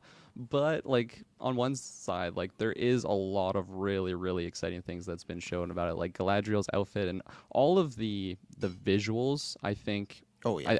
I think no matter what happens with the plot lines, I think those are gonna just be mind blowing. Like you know how like we credit Game of Thrones on just like the budget on like how good the dragons looked. Like you know season 8 was iffy just to be light, but like it still looked amazing. So I still think there's gonna be a lot of things to at least appreciate from the show. Not the budget, but just the story. Just hope it's more like Obi-Wan instead of The Hobbit. You know, for like Obi-Wan and they change some things, but the story's still sufficient, then, you know, we're good there. Jessica? Yeah, I'm going to have to take off, so I just want to make sure, because you guys will be done by the time I get back. Yes. Something that is cool is that they did announce that there will be female orcs now. And I know it's the site that no one wants to ever talk about this site, but I did share a picture of the menu, boy. I did share a picture in our chat of one that is apparently one of the female orcs. It's got the website that no one likes to talk about, but I do think that's kind of exciting. So, I'll leave it at that. I think it's cool that they're not CGI. I think some of the first images are really fun, but enjoy the finishing off of this cast, guys, and I will listen to your orc talk from afar. There you go. Thank you, Jessica. Thanks, Jessica. See ya. Bye, Jessica. All right, yeah, these orcs looking cool. These orcs look fucking traumatizing. I wouldn't want to run into one of those in the mines of Moria. No. I didn't know they couldn't go into the sunlight. They just need sunscreen? So that's the big difference between the Orokai and the orcs. And I don't think it's like they burn up like a vampire or something. It's just like they really don't like it. I'm powering through the books right now, and there's like they put a lot of emphasis on that, where like they won't chase them, at least not until nighttime. So again, I'm not the most well versed on the reasoning behind that, but that's as far as I'm aware, that's the case. They totally retcon that in The Hobbit then, because I'm pretty confident in broad daylight orcs were riding around like fucking crazies.